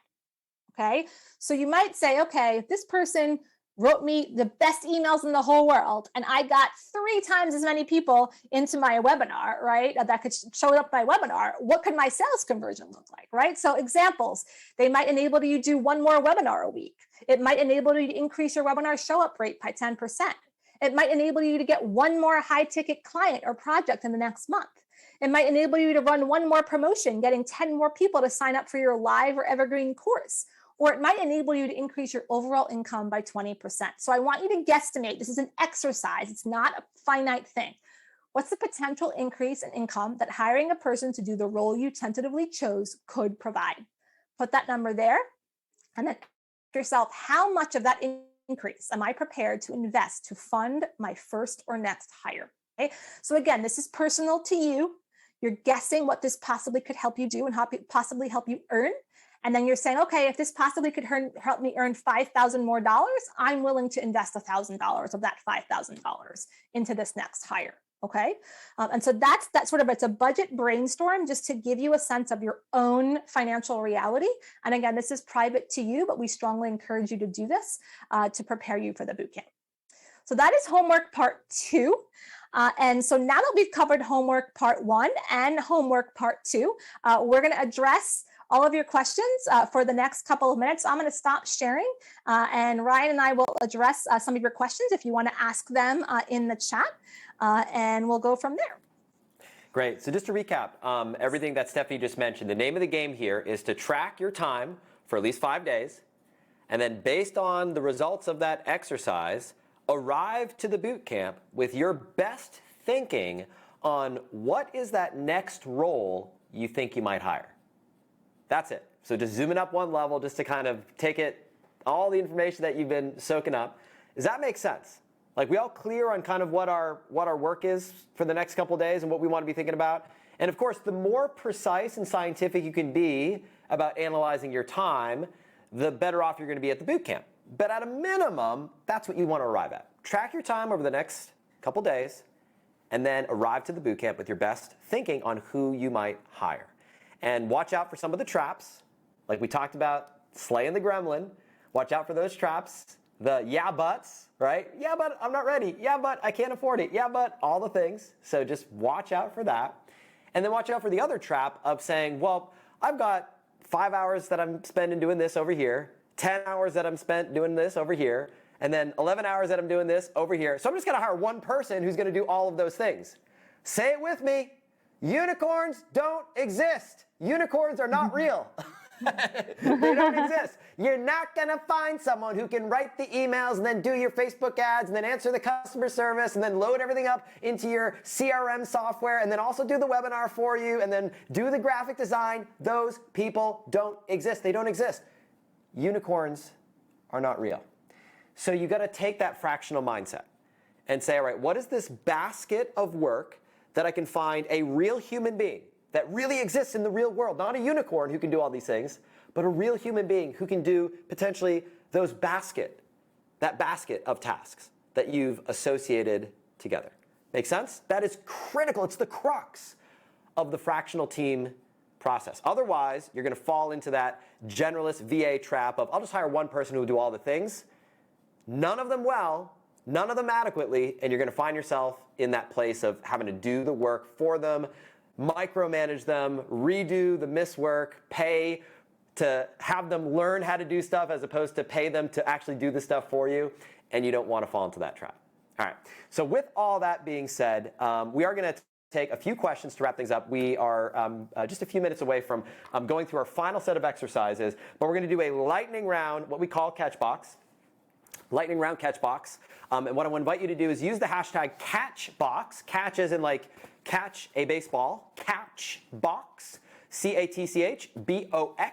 Catchbox. If you've got a question that we haven't yet addressed that is timely based on what it is at working right now, if it's a question that you think will benefit the rest of the group, not just, hey, I'm in, this very unique, unusual circumstance and I need help with my very specific thing, but a question that you think might benefit many, many people in this group right now, I invite you to use that hashtag Catchbox. And I will toss Stephanie the Catchbox virtually, of course, and I'll throw out a few questions her way. And by the way, if you see a question that you like or love, that you're like, oh, that's a great question, I actually have a similar question, just use the like or heart button on Facebook, and that lets us know. It helps us curate the questions that are going to be as helpful to as many people as possible. So as I give you a second to go ahead and do that, I'm going to take a moment to just hit the refresh button on my screen, and we'll just stay on me for this, and we can put Stephanie up on the screen as well. Beautiful, beautiful, beautiful. And bear with me one second. And by the way, we'll do a little bit more training on how to ask good questions. We are the Ask Method company, after all. I mean, we've got Team Ask right here, right there. I will teach you. We will talk about how to ask good questions, but for now, you want to keep them short, concise, to the point. We don't have time or bandwidth to read a memoir-size Facebook comment at this stage. Great. Let's talk about, let me hit the refresh button one more time as I pull this up. And Stephanie, you might have a early glimpse on Sure. some of these things. I want to address something because this is a great question from Carlene. Is it okay to capture a previous week's entries from my existing Toggl timer? I'm on a different schedule than usual this week, and I'm on the road a lot. And I'm going to say absolutely. Just make sure if you are doing a look back. Carlene, in this case, she already has her time logged in Toggl, right? So you can absolutely do that. If, let's say, you're going to be spending the next 4 days on a trip, right, and you're not going to be working, if you want to do a look back to a previous time, absolutely. Just make sure you do part 2 of the homework, the profile assessment, so that you can come to the boot camp with an idea of that first role. Great. Yes. Beautiful. So really a couple questions there. Not a whole lot of questions coming through. So I think the tasks are pretty clear is what I'm reading from that. Really some questions about kind of what's coming up at the boot camp, and are we going to be covering, team dynamics and meeting dynamics and things of that nature. And, we covered earlier, and I'll invite you, if you didn't get a chance to catch the part of this kickoff call where Stephanie walked through everything that we're going to be covering, to either rewatch that section or check out that section that covers what we're going to be covering at the boot camp, which will give you the best kind of view on that. I'm not going to, just in the respect of everyone's, respecting everyone's time, not going to recap that at this time. But looking right here, I've hit the refresh button a few times. I've seen a few questions on what we're covering at the boot camp, which we kind of talked about a little bit earlier. Other than that, I think things are clear. So Stephanie, with that said, I think I'm going to kind of go through our final wrapping steps and a few final orders of business before we bring things to a close, and end with our final exercise of the day. With that said, if we just stay on me for just a second and we talk about a few important things, remember, you can get access, if we come to me, get access to the resources at that same link, ftbootcamp.com/resources, which again is going to take you inside the online learning area. Once again, there is a video inside that area that walks you through exactly how to use the homework spreadsheet and all the technical pieces around that. You'll find that right here with some instructions on how to do that. You'll see how to download the workbook if you didn't do that here at this kickoff call, how to get access to the Excel and Google versions of the sheets. You'll notice that all the other stuff for day 1 and day 2 and day 3 will be coming around the corner as we get closer to the boot camp. But for now, you want to keep your focus right here. All right, a few announcements that are important. So for those of you who are not yet members of our business coaching program, one of the benefits that you get access to as part of this boot camp is free trial access to our enterprise level software, Bucket.io. Now, the reason why this is incredibly valuable is that you are going to get access to our suite, our collection of hiring funnels that are pre-built, pre-created for you inside your Bucket account. So as Stephanie mentioned a little bit earlier on today's call, we're going to be covering the Hurdle-a-thon process, basically the hiring process, the Hurdle-a-thon that you build into pre-screen people before they work with you and test people and all the things that you can do. We have these pre-built for you. So you want to make sure that you've taken advantage of this. For most of you, you already have access. Again, if you're a business coaching member, you'll have access. These templates will be loaded into your account at the boot camp. For those of you who are not yet part of the business coaching program, you will have free trial access to Bucket that extends through March 11th. It'll give you access to the functionality throughout the boot camp to get access to that hiring application process and all those funnels that we have built for you that will be preloaded into your account. If you're saying, wait, I don't know if I have access yet, you would have received an email that has the subject line on the screen, time sensitive, your Bucket.io bonus access. You want to make sure that you can find that email and that you can log in, because that is where all of these bonuses will be pre-installed and preloaded for you. And if you do not see that email, if you search in your email and you say, I don't see it, shoot an email to support@bucket.io, and the team will be more than happy to help you out over at Bucket. All right, that's the first thing. The next thing, VIP. So if you are a VIP ticket holder, you are entitled to a whole bunch of really cool extras that you get access to. And I'll talk about what those extras are one by one. So first things first, we're going to be doing on day 1 of the bootcamp a private VIP networking lunch. And it's a virtual lunch, it's a digital lunch that we'll be hosting, where we'll be doing some small group breakout sessions led by our team. And it'll give you an opportunity to meet some of the other VIPs inside the group. It's a very powerful exercise that we're going to be doing at this day one lunch. It's for VIP members only. So you will want to make sure that you are aware of that. On day 2 of the boot camp, we have a special VIP session that is going to be with our senior executive team. So we have brought in our senior executive team. You saw their faces on one of the earlier slides, and you're going to have an opportunity to ask them the questions that you would love to know, not just about from my perspective or Stephanie's perspective, but from our team of senior executives, leading a multi-million dollar online digital business. And another big benefit of VIP is access to a personal, private, one-on-one VIP session with one of our business advisors between now and when the boot camp begins. So it's a personal, private, one-on-one coaching call with one of our business advisors that you get access to as a VIP member. And last but not least, as a VIP member, you get access to the recordings of the boot camp. It's the only way to get access to the recordings of the boot camp. Now, for those of you who are part of the business coaching program already, you're upgraded to VIP. So if you're a business coaching member, you get access to that private networking lunch on day 1. You get access to the session with our senior team on day 2. You get access to all the recordings of the boot camp. And in your case, you already have your one-on-one call with your coach that is happening either earlier this month or later this month. So that is when you have your one-on-one coaching session. So if you are a business coaching member already, you get access to those VIP benefits in the way that I've described them. For those of you who are not yet members of our business coaching program, you'll receive an email that has the subject line FTBC Private VIP One-on-One. In fact, we are sending out this email today. This is an invitation for you to book your one-on-one coaching session that is between now, today, the kickoff call, and when the boot camp begins. These spots are first come, first serve. They are limited, and if you don't take advantage of it, you lose it forever. After the boot camp begins, there's no claiming it again. It is a call specifically designed to take what we've covered up until this point and help set you up for the greatest possible success at the boot camp. Again, the subject line in that email is FTBC in brackets, Private VIP One-on-One. You want to keep your eyes open for it. Hit the refresh button after this boot camp is over so you can grab the spots, because again, our team has a very limited, tight calendar. So if you want to grab the most preferred spots that's best for you, you want to make sure that you grab it right away. All right. Last thing related to VIP is as follows. We have a special link that we would love for you to fill out for those of you who are VIP.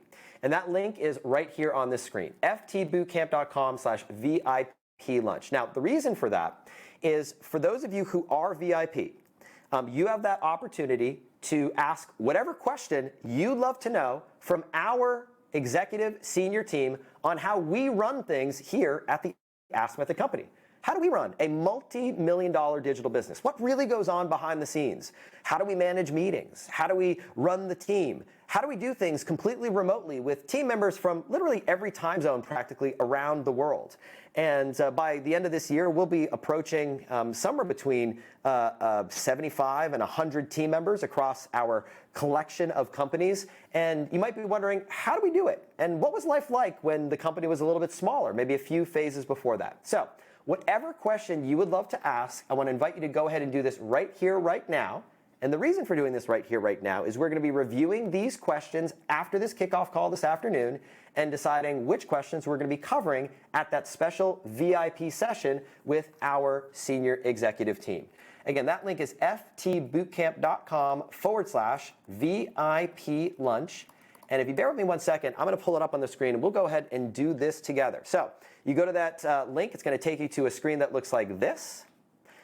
What is the single biggest question you'd like to ask the senior Ask Method team when it comes to how we do things at the Ask Method Company? How we run things, our hiring process, Our senior executive team is responsible for managing all the men and women and leading all the men and women that you have heard about, some of whom you've seen featured in some of our slides that are directly supporting this event, some of whom you might never have met or gotten to know. They're not directly involved in this particular event. What is the single biggest question you'd love to ask the team? Go ahead and post it here.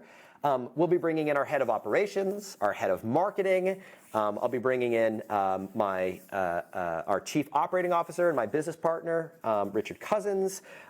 If luck may have it, we might even be able to get my co-founder and our company president and my wife, Tylene, to join us at this session as well. So really an opportunity, a rare opportunity to meet with our senior team and get your questions answered. So type what your question is.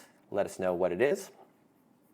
And then put your name, last name, and email and phone number. And of course, we'll be reviewing your name to make sure that you are, in fact, a VIP member. Speaking of which, I know some of you are saying, wait, I'm not a VIP, or I don't know if I'm a VIP, if I don't know if I upgraded. If you have not yet upgraded to VIP and you want to slide in, we're making a few final VIP slots available. It is a one-time upgrade cost of $500 to get access to all the VIP benefits I've mentioned and more. So you get access to the VIP private lunch, you get access to the VIP session with our team, you get access to the private one-on-one session with one of our senior business advisors, and you get access to the recordings of the event. It's the only way to get access to all those benefits, including the recordings of the event. If you would like to upgrade to VIP, all you need to do is as follows. Send an email to contact@askmethod.com, and in the subject line, type the words VIP upgrade and let us know that you'd like to upgrade, and we will set you up with the process to do so. The only catch is you must do this today, because after that, we're cutting things off on VIP because we've got to kick off the process and support you at the highest level possible. All right. You know the hashtag. Hashtag is homework done. You want to make sure that you get that work that Stephanie walked through. And again, one more time, just want to recap what it is. To get the homework done, you're going to do all of your day's tracking. If we go to my screen right now, you're going to fill out page 13 of the workbook. You're going to make sure that you've collected this. I think the hire now that I need to hire, person I need to hire next is a copywriter. The other, or whatever it may be, people I might hire later. I might hire a Facebook ads manager. I might hire a customer service rep. You're going to take a screenshot of this page right here in its entirety, and then you're also going to go into your spreadsheet and you're going to take a screenshot of that final page, the task role analysis, to show us that you did the work. Take a screenshot of this, take a screenshot of this page right here, post it inside the Facebook group with that hashtag. Let's see if I still have it here. With that hashtag, homework done. Make sure both images are in there. This is an image of the screen, but it's not the image of the PDF. Make sure both in there, hit post, and then your homework is officially done. Again, that hashtag one more time is hashtag homework done. And by the way, you want to get your homework done before day one of the bootcamp. And as Stephanie alluded to the fact that we've got maybe some special stuff in store for those of you who get your homework done ahead of time. When it comes to the bootcamp, a couple quick things before we wrap things up here today. Number one, you want to make sure that you bring your supplies. We mentioned this in the email that went out a little bit earlier, but I just want to remind you, have paper handy, Post-it notes, colored markers, 3x5 cards, however you like to work. We're going to be doing some exercises like an org chart exercise, where we're going to be designing and building your company org chart. And to have some organic supplies like you see here on my screen, that's going to be really helpful. So I encourage you to have that ready. I want you, as you go through this process, I want to invite you to be keeping in mind that paradigm that Stephanie mentioned when we kick things off. Remember, you don't have to get it perfect, you just have to get it going. Don't worry about having military level precision of how you're spending your time over the next 5 days. Just do the best that you can in the time that you've got. The more accurate you can be, the better, but don't stress. It doesn't have to be perfect. Remember, it can be messy. Don't worry about getting everything perfect. Start now. Just start tracking how you spent your time today. Done is better than perfect, so remember that. Remember this guy right here. Remember that gremlin. Our mantra, courage and grit, and hashtag slay that gremlin. As you feel those feelings creep in, those feelings of anxiety, of fear and doubt and uncertainty, and the baggage that we all have with our past experience around the topic of hiring and managing and team and everything related to that, just remind yourself that that's the gremlin. When you're in the weeds in your business and you're in that safe place where the gremlin is saying, stay here, it's warm and cozy in the weeds, remember to slay that gremlin. You are the CEO of your business. Remember that. All right. So that being said, the resources is right here. Again, ftbootcamp.com/resources. We've talked about the recordings and how to get access to that. We've talked about how to get help, ftbootcamp.com/help. If you're not sure where to find something, go to that link. It'll give you all the information. And then last but not least, as we wrap things up in the final 2 minutes that we have remaining, I want to invite you one more time to take a moment to share your single biggest takeaway from today's call. Everything that we covered, everything that Stephanie talked about, everything that we did in the exercise, the questions that we covered, anything that comes to mind that stands out to you as your single biggest takeaway, I want to invite you to take a moment to type the word #takeaway, post it inside the chat. What's your single biggest takeaway from today's session? #takeaway. It could be something big, it could be something small. It could be a paradigm shift. It could be going through the exercise yourself. It could be hearing something. It could be something that somebody else posted inside the group. It could be anything at all, big or small. What is your single biggest takeaway of today's session? And in the interest of time, because I know time is tight, I'll take a moment to just do one final look at our takeaways from the day, and they'll be wrapping things up here in just another 60 seconds, right on time, before we bring things to a close. Takeaway says, Robert, as a CEO, you are involved at the start and the end of a project. Gene says, takeaway, how important it is to track my time. Takeaway, I need to hire soon. Gwen says, not too late for me to identify the right kind of help so I can focus on the big needle movers. Love it. Beverly says, I got to hire a fractional team to get the tasks done that are not getting done right now. Takeaway, get involved at the beginning and the end. Delegate the middle. Gregor says, you got to track what you spend your time and money on. Clarity, facing my time and data and being curious about how I can craft my business. And I see a whole bunch more coming in hot to bring things to a close. All right, we're going to see you at the boot camp. I want to remind you on an important time note. So remember, we're going to be going roughly 9 to 6 on day 1. Day 2 and day 3, I want you to plan on being there an hour early. So on day 2 and day 3, block off your time. So we're going to have an earlier start date on time on those days. So just keep that in mind as you're kind of planning out your schedule and making sure that your coffee is hot and you're ready to go. Roughly 8 to 6. And really the reason for that is we want to cover as much ground as we possibly can in the limited time that we have together. So write that down, get your calendar ready, get yourself ready, get ready to track some time, and we're going to have a great time together at this boot camp. It's going to be absolutely amazing.